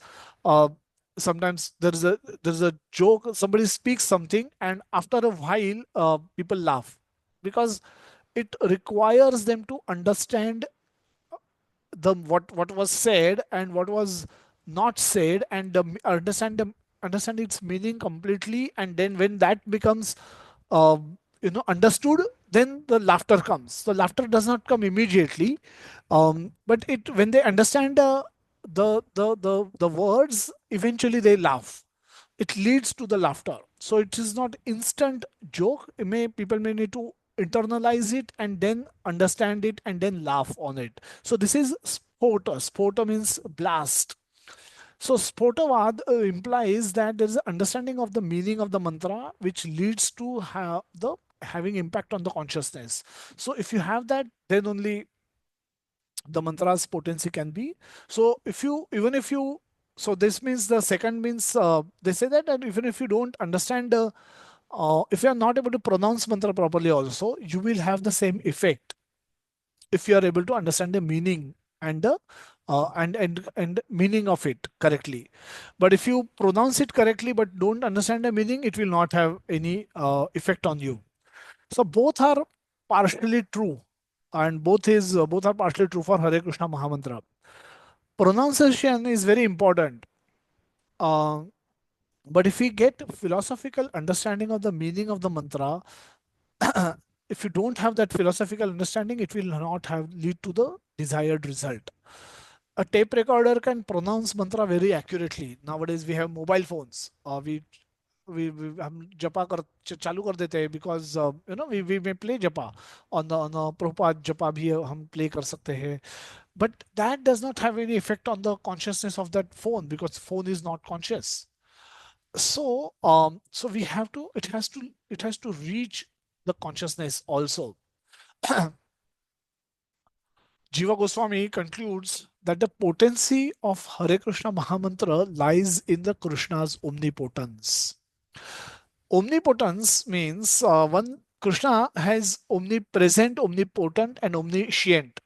Omniscient means Krishna, he knows everything, past, present, and future. Omnipresent means Krishna is present everywhere. Nothing is without Krishna's presence. Everything can be where we can perceive Krishna's presence in everything and everywhere. And omnipotent means Krishna can do anything. If there is something that God cannot do, then he is no more God. So Krishna is omnipotent. He can do anything.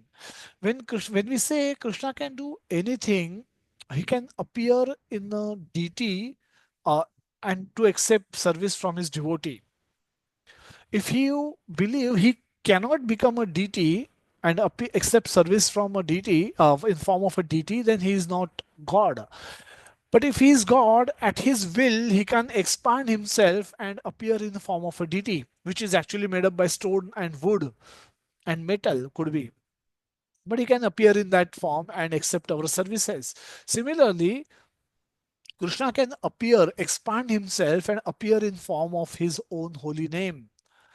Now, this is omnipotence. Krishna, by his omnipotence, chooses to invest all his potency in the holy name, and Krishna reciprocate with those who surrenders and serve this holy name. There's a beautiful verse in the sixth chapter of Bhagavad Gita, 28th verse. Yunjaneva sadatmanam yogi vigata kalmashaha sukhena brahma samsparsham atyantak sukham ashnute. Krishna explains by the contact with the spiritual energy, one can experience unlimited happiness by the potency of Krishna. Krishna has the potency and he can invest, choose to invest. You can't compel him to invest, but he can, at his own free will, sweet will, he can choose to invest his potency in his name. And when we chant those names, we can, it can help us. We can get our consciousness can get cleansed by the potency of Krishna's name. So we can see examples of many devotees who does not who come from a background where there is no letter R is missing, R is missing in their language, which they have spoken since whatever lifetime. But when they start chanting Hare Krishna Mahamantra, they actually chant Hare Krishna Mahamantra, and they may also, despite of not pronouncing it correctly, they may still experience complete ecstasy because they have proper philosophical understanding of the Mahamantra and they have sincerity and service attitude towards Krishna. So when they chant mantra, maybe with wrong pronunciation but with right consciousness, they can experience the effect. But on the other hand, if you do the other way around, you may not even if you chant it with at least at most accuracy, but if you don't believe in Krishna's presence, Krishna's existence, if you have no faith in Krishna, this kind of a chanting of mantra will not lead to any benefit. You will not attain Krishna prem by connecting. Even though you are connected with the name, you may remain different, as if a fish out of water. So Krishna and his holy name are non-different.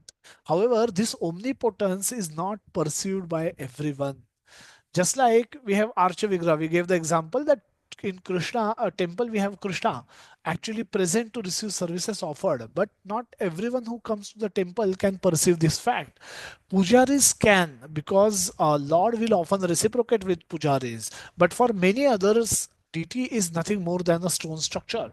So there is a reality and there is an experience of the reality, and both need to match always for everyone. Both did not match always for everyone. So everyone, the 10 people may come to the temple, but if two have sincerely studied the philosophy and have the eyes of Shastra to see the Lord present in front of him, they will actually get the darshan of Lord. But the 8 people who came without any knowledge, without any faith, without any practice of any spiritual practice, if they come, for them, temple can just be another stone structure where there is some stone deity, some stone statue, which is dressed and garland may look beautiful, but nothing more than a beautiful statue. He will not get the experience of God, even though God is present, because he does not have the right consciousness. His consciousness is not purified. In the Hastinapur, when Krishna was present, Duryodhan, he was present. He was seen by Duryodhan. He was seen by Pandavas both. Duryodhan could never see Krishna as God. He could not see God in Krishna. But Pandavas were always knew that Krishna is supreme personality of Godhead, and therefore they were always devotional to him. Whereas Duryodhan was competitive with Krishna. They said, "Let me arrest Krishna. If he is not, if he is talking too much as a Shanti Dut, let me arrest him. If he is not ready to accept my feast, I will go and arrest him." So he can't see God even if God is present in him, because his consciousness is contaminated, and with that contaminated consciousness he cannot experience. The reality is there, but the experience of reality is missing, because of his contaminated consciousness. Our experience comes from Krishna's reciprocation, and reciprocation comes when Krishna see our sincere effort, external and as well as internal. Internally, we need to have a desire for developing loving service attitude towards Krishna, and externally we should convert that sentiment or that emotion, that intent, into explicit actions, where we try to wake up early in the morning and sit with our japa beads and chant Hare Krishna Mahamantra. We may have 100 desires that I will love and serve Krishna, but we may not do anything.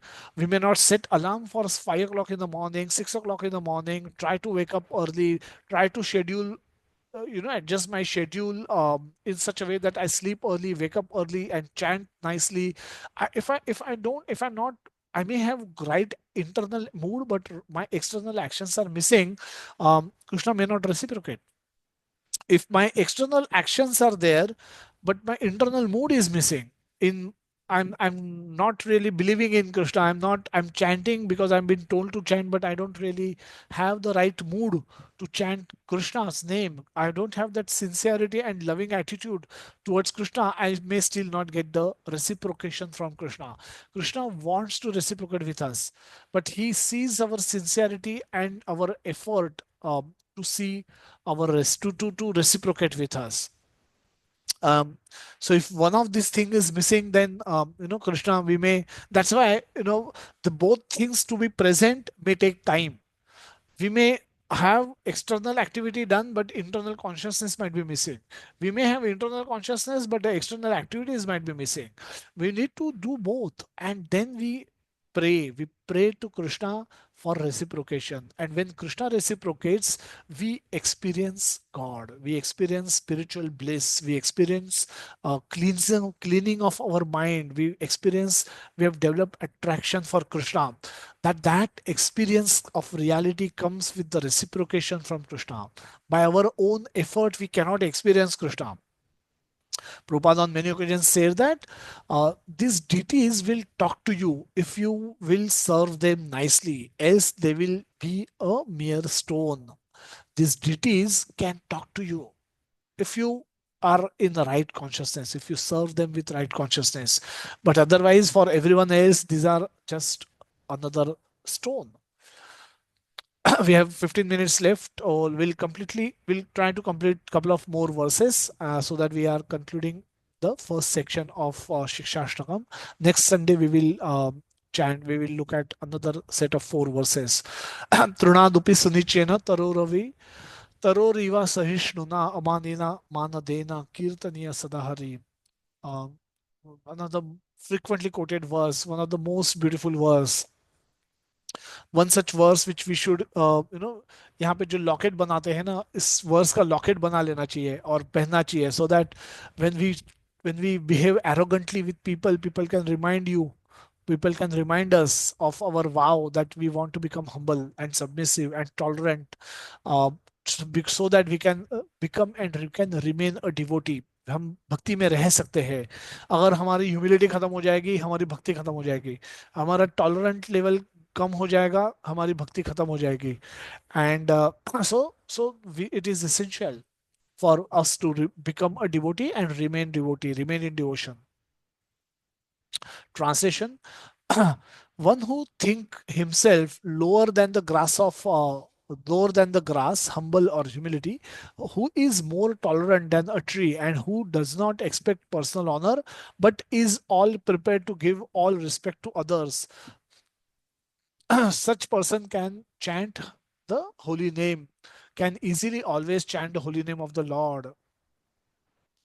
These are these are symptoms of a person who can chant Hare Krishna Mahamantra continuously, who can become Krishna conscious, and who can remain Krishna conscious, who can remain steady in the practice of Krishna consciousness for lifetime. Although he is very exalted, he think himself lower than the grass of the on the ground, and like a tree, he tolerates everything in two ways. Humility is often misunderstood as low self-esteem. Humility in practical sense is not letting our ego interfere with our purpose. What is humility? Humility is not letting our ego interfere with our purpose. Prabhupada was given a mission to preach in the Western world. And to do that, Prabhupada had to set aside his ego. Why? Because Prabhupada was living in Vrindavan for many years, and in Vrindavan he was famous sannyasi. He was scholar. He was known as a scholar, and he was a very famous sannyasi, and every very well respected sannyasi. Wherever he would go, people would pay obeisances in Vrindavan, and Vrindavan is Krishna's land. So Krishna, he was to live in the Radha Damodar temple, and where all the facilities were available to him. He could have spent rest of his life in Radha Damodar temple alone, but he was bound. He was always inspired by the mission given to him by his Guru Maharaj, that go to the Western world and preach, print books and distribute. So Prabhupada at the age of 70, 70 साल में Prabhupada left Vrindavan to go to America, where he was alone. He landed up in Boston and went to New York after spending few days with one of his acquaintance. So Prabhupada says that I didn't knew when in New York he literally didn't knew whether to turn left or turn right. He was penniless. He was alone. He had no backup. He knew no one in the entire city of New York. And New York in 1965-66 was was a drug capital of the country. New York and San Francisco, where the entire youth was getting attracted and getting submerged in the drugs consumption. America was in war with Vietnam. They were catching everyone who can stand on their feet and has some ability to walk and run. They were catching them and sending them into the Vietnam War. They're forcing them to join army and go to war, fight war with Vietnam. They were sending them to Vietnam to fight war, and most of those people who went there never came back. They got killed. So there was a huge anger amongst the youth against the present American government. So, and that's to rebel against the government, to rebel against the establishments of those times, they were taking to the drugs. They said drugs are bad. You are saying drugs are bad. We will take drugs. We will take drugs because we will take drugs because you don't want us to take. So we want to do things which you don't want us to do. So there were rebellion, and the whole youth was in that mood. And so they left people left home. People were into people were into alcohol, people were into drugs, people were into smoke, people were into having multiple relationships, and they would they would they would call it spiritual ecstasy. If you take drug, if you go higher, if you consume drug, by increasing the quantity of drug, you get more intoxication and more the ecstasy, and then people used to call drug saints. These people used to be known as saint, who are consuming drugs, and that was the state of affair, a pathetic state of affair of the American youth at in the 1965-66 when Prabhupada landed there. So Prabhupada and these people were completely ignorant of what a sadhu means, what a sannyasi is, who the sannyasi is.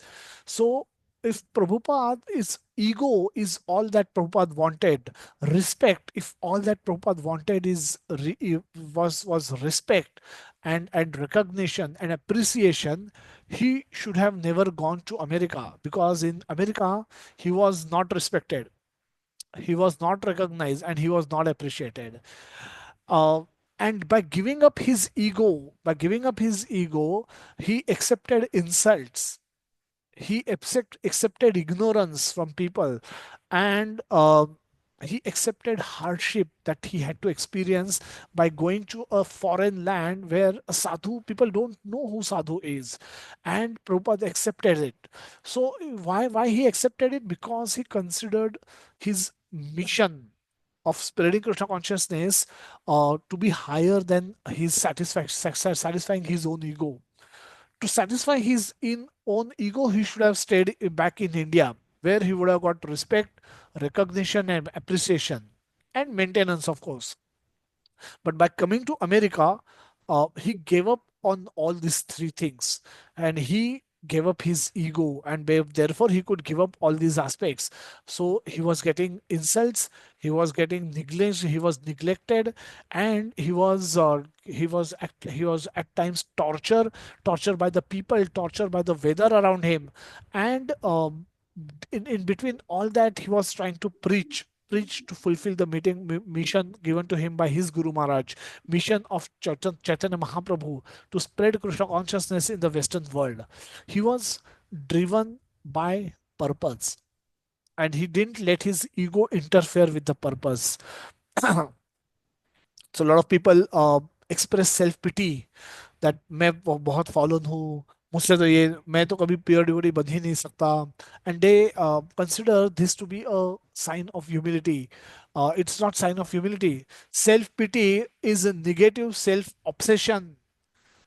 There's a positive self obsession and this is negative self obsession, but it is still self, it is nothing but self obsession, self absorption. It is not humility. Humility means giving up that self obsession, giving up that self absorption, giving up our ego, our high image of ourself. You give up that and then apply yourself to whatever is required to be done, and that apply yourself to be service. That is humility. For a devotee, humility is to become free from one's own self ego and absorb in one's in the larger purpose of serving Krishna.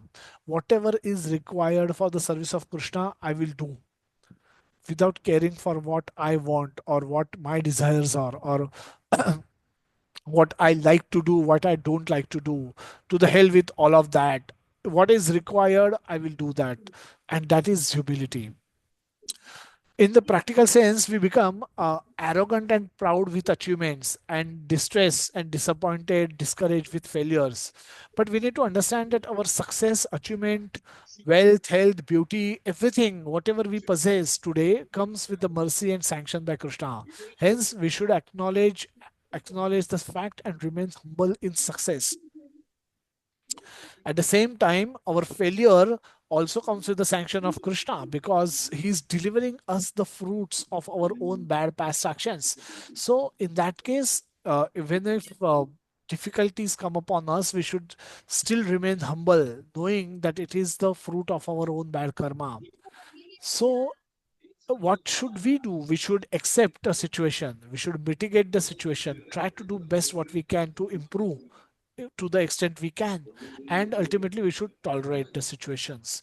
At times we will not be able to do, we cannot go and change our past karma, but we should tolerate and continue to find ways to means of serving Krishna. We should not give up service to Krishna in any condition, in any way. So tolerate but continue to serve Krishna. Tolerate and continue to hear Krishna Katha.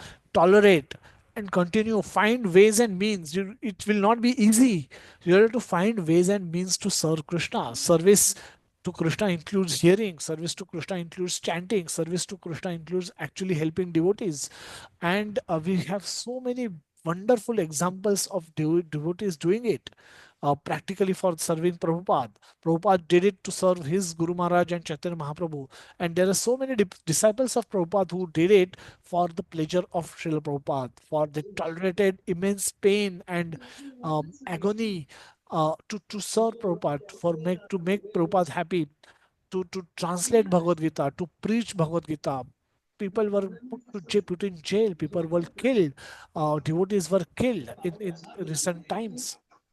But they did it for the pleasure of Krishna. They did it for the pleasure of Chaitanya Mahaprabhu. They did it for the pleasure of their Guru Maharaj, Srila Prabhupada.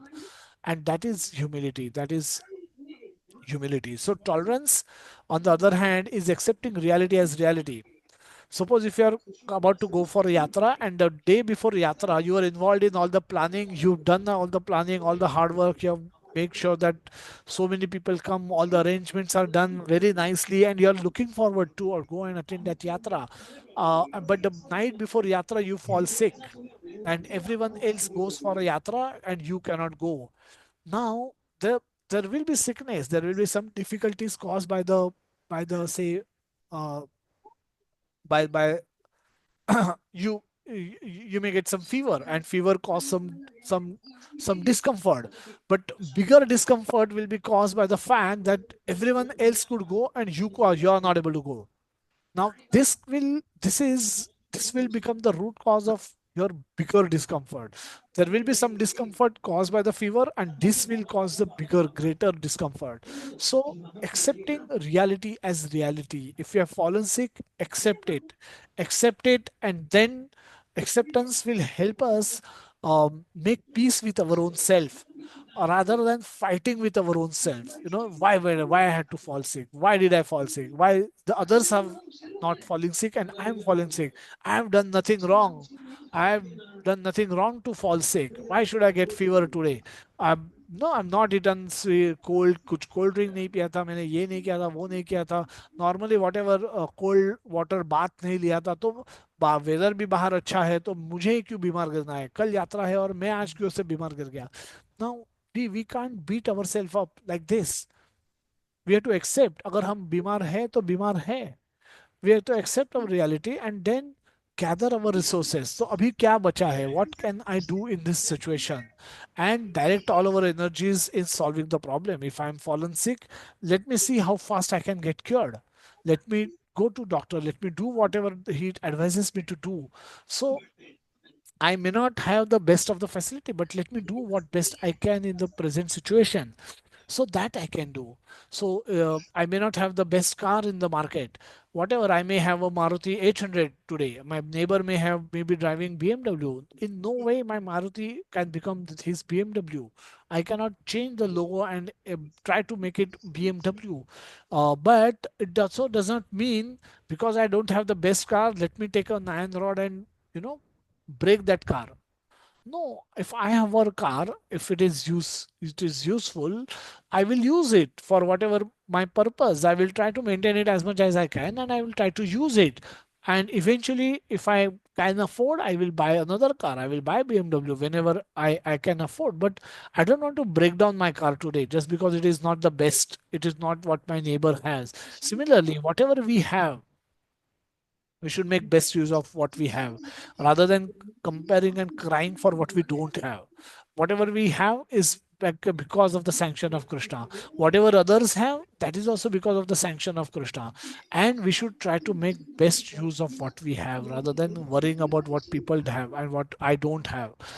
So although a Vaishnava is most exalted person, he is prideless and he give all respect to everyone, knowing everyone to be the resting place of Krishna.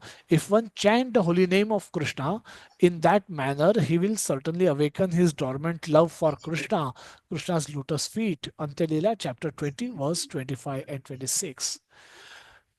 Last verse we will discuss for today, and then we will go to the question answer if any.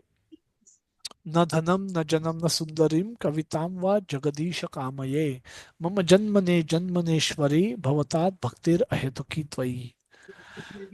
Translation: O Lord of the universe, I do not desire material wealth, materialistic follower, a beautiful wife, or creative activities described in the flowery language. All I want, life after life, is unmotivated devotional service unto you. Life after life, I want to serve you. And what is impediment in my service? the the first paragraph are all those things which can stop me from service. If I desire for material wealth, I will not be able to serve Krishna properly. If I want to become famous and I want to have many followers on Facebook, Twitter, and Instagram and other social media accounts, I may end up doing activities which is non-devotional, and I may lose my bhakti.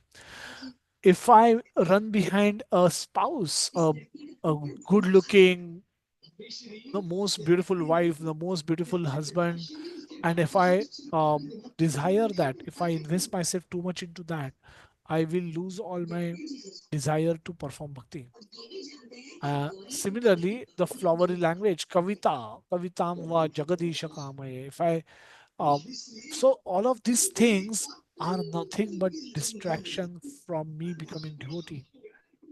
They will distract me from my devotional path. If I choose to focus too much on that aspect, then I will lose Krishna.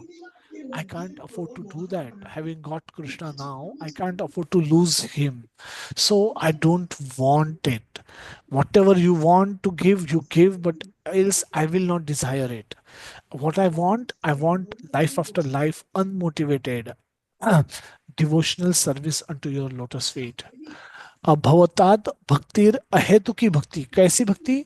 अहेतुकी, कोई हेतु नहीं है मुझे. मैं भक्ति इसलिए नहीं कर रहा हूँ क्योंकि मुझे एग्जाम में पास होना है. मैं भक्ति इसलिए नहीं करूंगी क्योंकि मुझे हस्बैंड चाहिए, मुझे बॉयफ्रेंड चाहिए, मेरा जॉब चाहिए, जॉब में प्रमोशन चाहिए. All of that will come to me by your grace anyway. But I want to do bhakti because I love you, Krishna, because I want to serve you. Our love for our object of love is demonstrated by two things. uh, what we can give to the object of our love and what we can give up for the object of our love. Giving is in a Bollywood style, मैं तुम्हें चांद लाके दूंगा, तारे लाके दूंगा. And so that is what is giving. We don't have to when we fall in love with Krishna, we want to give Krishna ourselves to the Krishna. We want to give ourselves to Krishna. We want to give whatever we have to Krishna. Whatever we possess, we want to give to Krishna. Whatever qualities we have, we want to use it for service of Krishna. And there are certain things which we want to give up for our object of love. We might be habitate. We may have bad habits which we want to give up so that we can remain fixed in the service of Krishna. We can have hundreds of other friends who are non-Krishna conscious. If we continue to remain friends with them, it will it will eventually affect my Krishna consciousness. So I will give up accompanying with those friends. I will give up those friends for the love of Krishna, for remaining in love with Krishna. I'm giving up my other friends. Like that, we give things to our object of love and we give up things for the object of our love. And that is how we express love in our heart outwardly. And seeing this expression of our heart, Krishna reciprocates. And when Krishna reciprocates, we experience spiritual peace, we experience spiritual happiness, and our attraction for Krishna increases. That reduces our attraction to the worldly things, and then we are able to easily say no to these things. It's not easy. If you don't have Krishna, then things mentioned in the paragraph one becomes of supreme importance. But for those who have Krishna, these things will not matter. If they are there, very good. If they are not there, very good. They will stop mattering to them. So that is a that is the beauty of developing loving affections, loving service attitude towards Krishna. So we'll stop here and we'll go to part two next Sunday. We'll pause if just to see if we have any questions.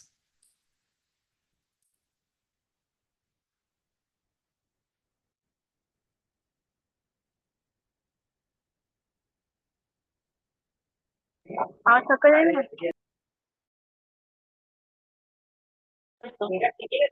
हरे कृष्ण प्रभु जी।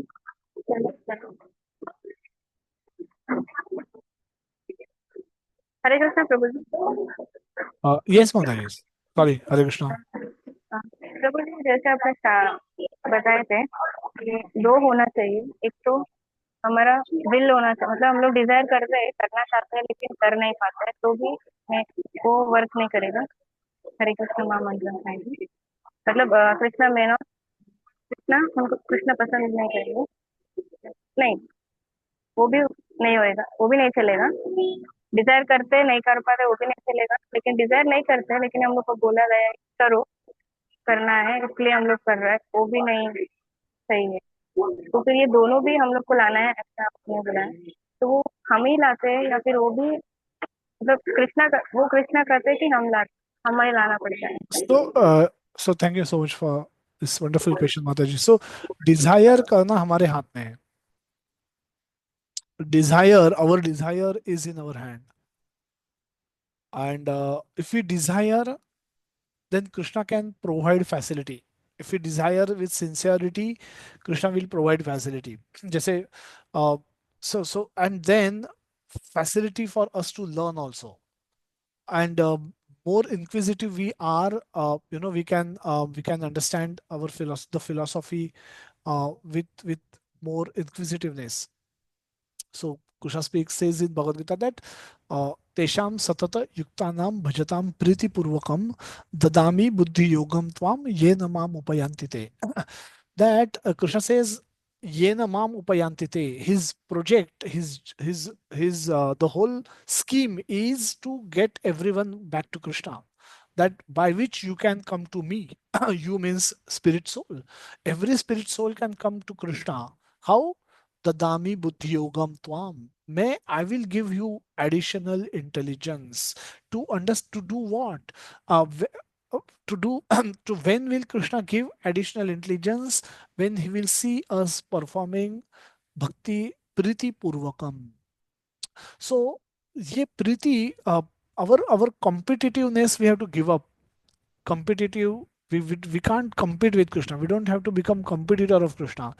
अनुसूय वे, ये word बहुत बार use किया है. सो directly indirectly ना हम कृष्णा के competitor होते हैं, because like Krishna we also want to enjoy, like Krishna we also want to control. And this enjoying and controlling mentality make us competitor of Krishna. when we are competing with Krishna, we cannot surrender to Krishna. So we have to give up this enjoying and mentality and controlling mentality. We don't have to give up enjoyments. We will still relish the food. We will still relish our relationships with devotees. So, but we have to give up the mentality for enjoyment. And then, with that sincerity, when we sincerely desire, Krishna gives us additional intelligence to understand scriptures, understand the philosophy. So, desire is the beginning. At the beginning, we only can have desire.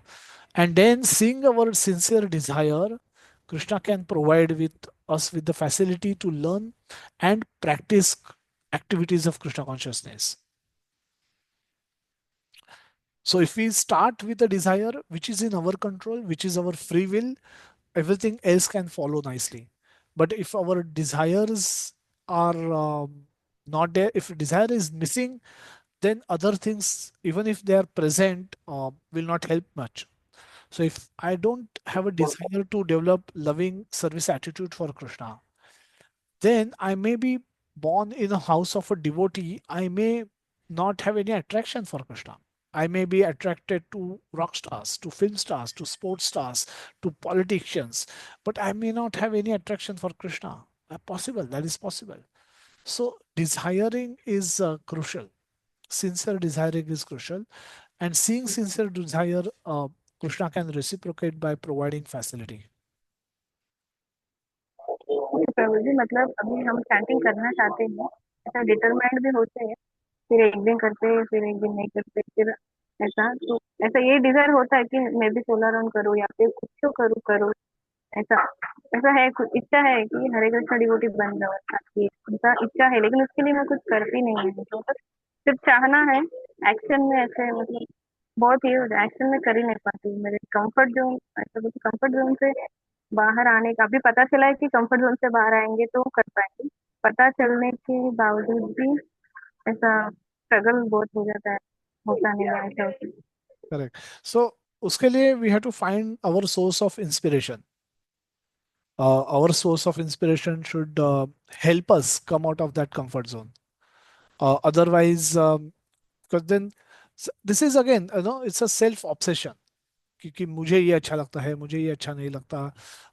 That can be, that will be, that can be binding. So we have to come out of that, and other devotees can help us with that. How to, they can help us explain or help us push. जैसे कि गाड़ी बंद होती है, you may have a desire to drive a car, but initially it may need push from the behind. So that can be given by some devotees, but we have to remember they will not push forever. They may push for a while. Eventually I have to start my own car and I have to start driving. So devotees, we have to, this is why everyone need devotee association. हम अकेले भक्ति नहीं कर सकते, because then जिस दिन हमारा inspiration नहीं होगा हम भक्ति नहीं करेंगे. Eventually we will stop becoming a devotee. So when devotees around us, they can give us this push. जैसे बंद गाड़ी को पीछे से धक्का देने वाले दो तीन लोग होते हैं, वैसे दो तीन डिवोटीज हमारे लाइफ में होने चाहिए, जो हमको कभी डांट के, कभी समझा के, they will keep pushing us to perform devotional service until such time हमारी गाड़ी स्टार्ट हो और हम स्टार्ट करें ड्राइविंग. बट ये सोचना कि मुझे 10 मील जाना है, ये 10 मील ये पीछे से पुश करना चाहिए, I will not start the car only, मैं बैठी रहूंगी. और वर्स्ट इज, वो पीछे से धक्का दे रहे हैं और मैं ब्रेक दबा रहा हूँ. क्या होगा? Eventually they will lose interest in pushing also. So हमें भी कोऑपरेट करना चाहिए. आ, हम कम से कम ब्रेक तो नहीं दबाना चाहिए. डिवोशनल कोई बोल रहा है डिवोटी बनो, डिवोटी बनो, डिवोटी बनो, चैन करो. मे बी वो 16 बोल रहे तो मैं 8 तो करती हूँ. 8 नहीं हो रहा है, 4 तो करती हूँ, 4 का 6 करूंगी, 4 6 का 7, 6 7 का 8. ऐसे कुछ तो, so there has to be some reciprocation from me also. Sincerity है बट एक्शन नहीं है. And devotees who are pushing, उनको भी मैं, instead of cooperating with them, I am blocking them. उनका फोन नहीं उठा रही हूँ, कॉल करते हैं तो मैं कॉल बैक नहीं करूंगी, कॉल करते हैं तो मैं भी उल्टा पुल्टा कुछ भी बोल दे के फोन रख देती हूँ. So if I start doing all that, then it's like pressing brake. एक तो मैं, मुझसे गाड़ी स्टार्ट नहीं हो रही है, some people are trying to help me, तो वो effort also I am blocking by different, by doing different things. Then what is hope for me? कोई होप नहीं है फिर. सो वो तो कम से कम नहीं करना चाहिए.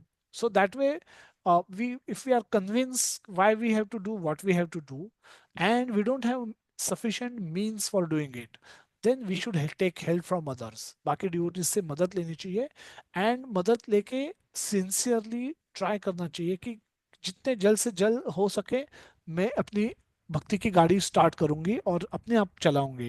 And when I become expert driver, I can start helping others. आज जो डिवोटीज मुझे हेल्प कर रहे हैं, they will expect someday for me also to help somebody else.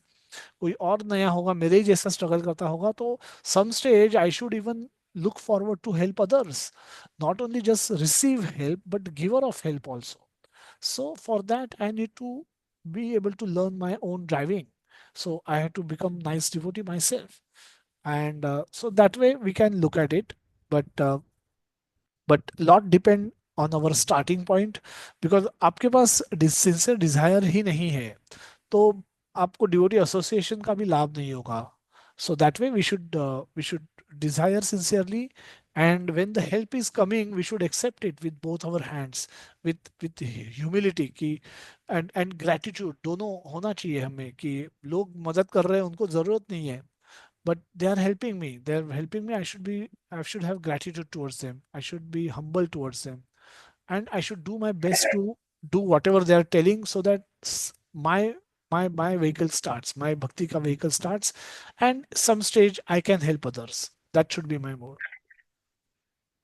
Okay Prabhu ji, मतलब डिजायर अभी देखो, अभी बहुत, अभी लास्ट टेम्परेचर में बहुत इंटेंस ऐसा डिजायर आ जाता है बहुत ये सब हो जाता है, पर जब भी टाइम मतलब सुबह उठने का बोले या कुछ चैंटिंग करने का टाइम आ जाता है तो पूरा वो भूल जाने का जैसा हो जाता है, या फिर इग्नोरेंस जैसा नहीं, फिर पोस्टपोन नहीं हो रहा है।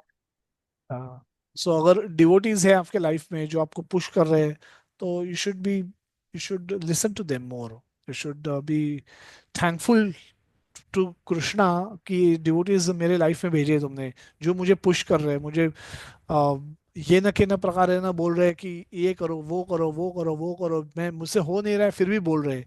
सो have that gratitude and humble mood towards them and try to do as fast as you can. ये लिथार्जी छोड़ के try and come and start doing what they are telling us to do. It's like starting your vehicle.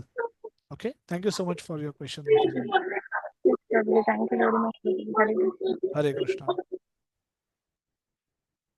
So, are there any questions anybody has put up into the chat box? I'm just going to take a look, but अगर कोई question किसी ने डाला है तो you can ask now, we can discuss.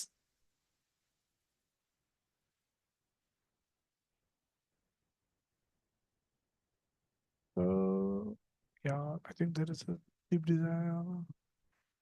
Couple of questions, Prabhuji. Means two have come of late.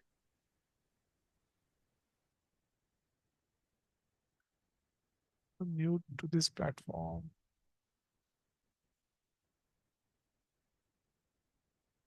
Yeah, is there, Roji, want to ask this question?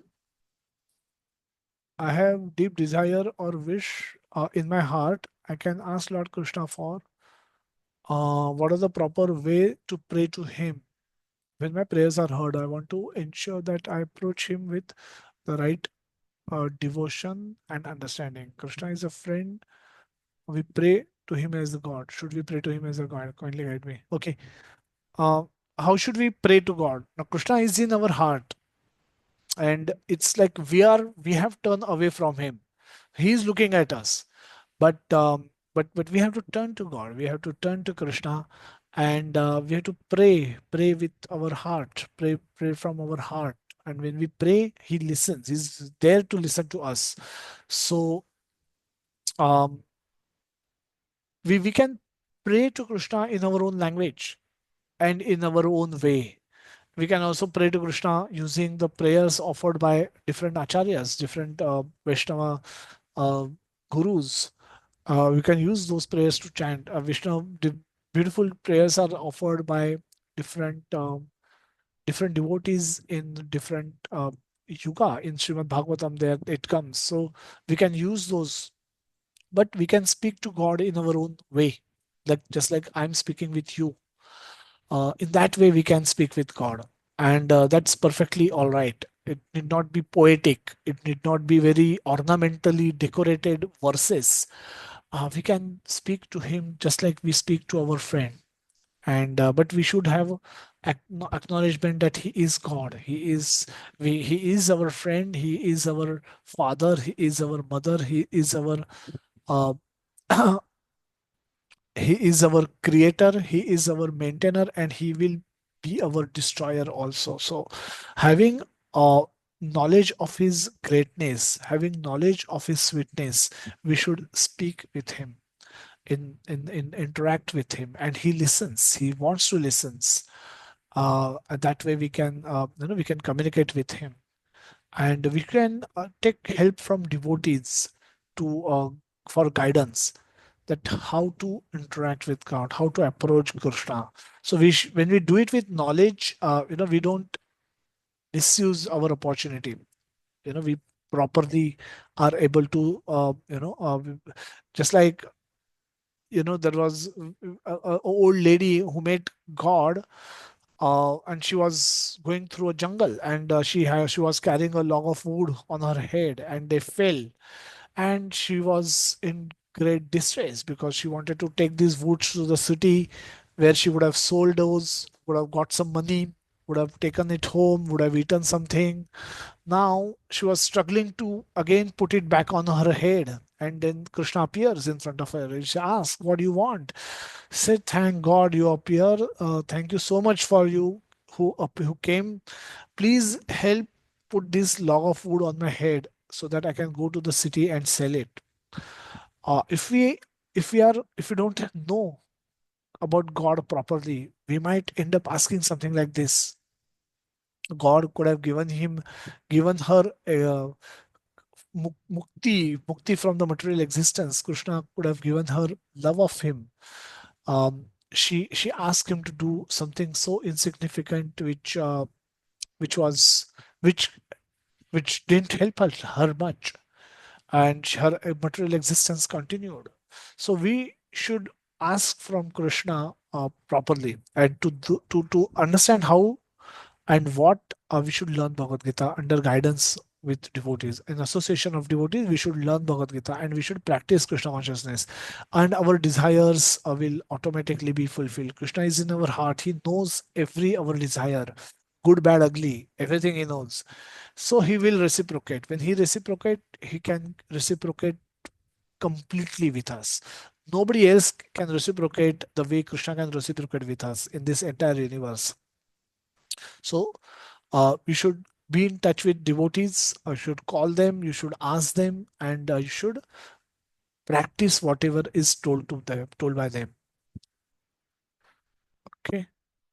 I hope.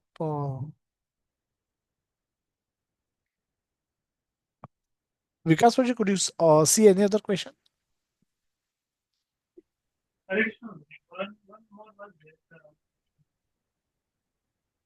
Hello. This was, I'll read out, Prabhuji, means maybe. Yeah, if you have any. This is from Manasvi Mataji. Uh-huh. As given in the Na Dhanam Na Janam, if we start desiring only devotional service to Krishna, how to avoid getting attracted unintentionally to money or fame? Okay. That is a question of Mataji. Okay.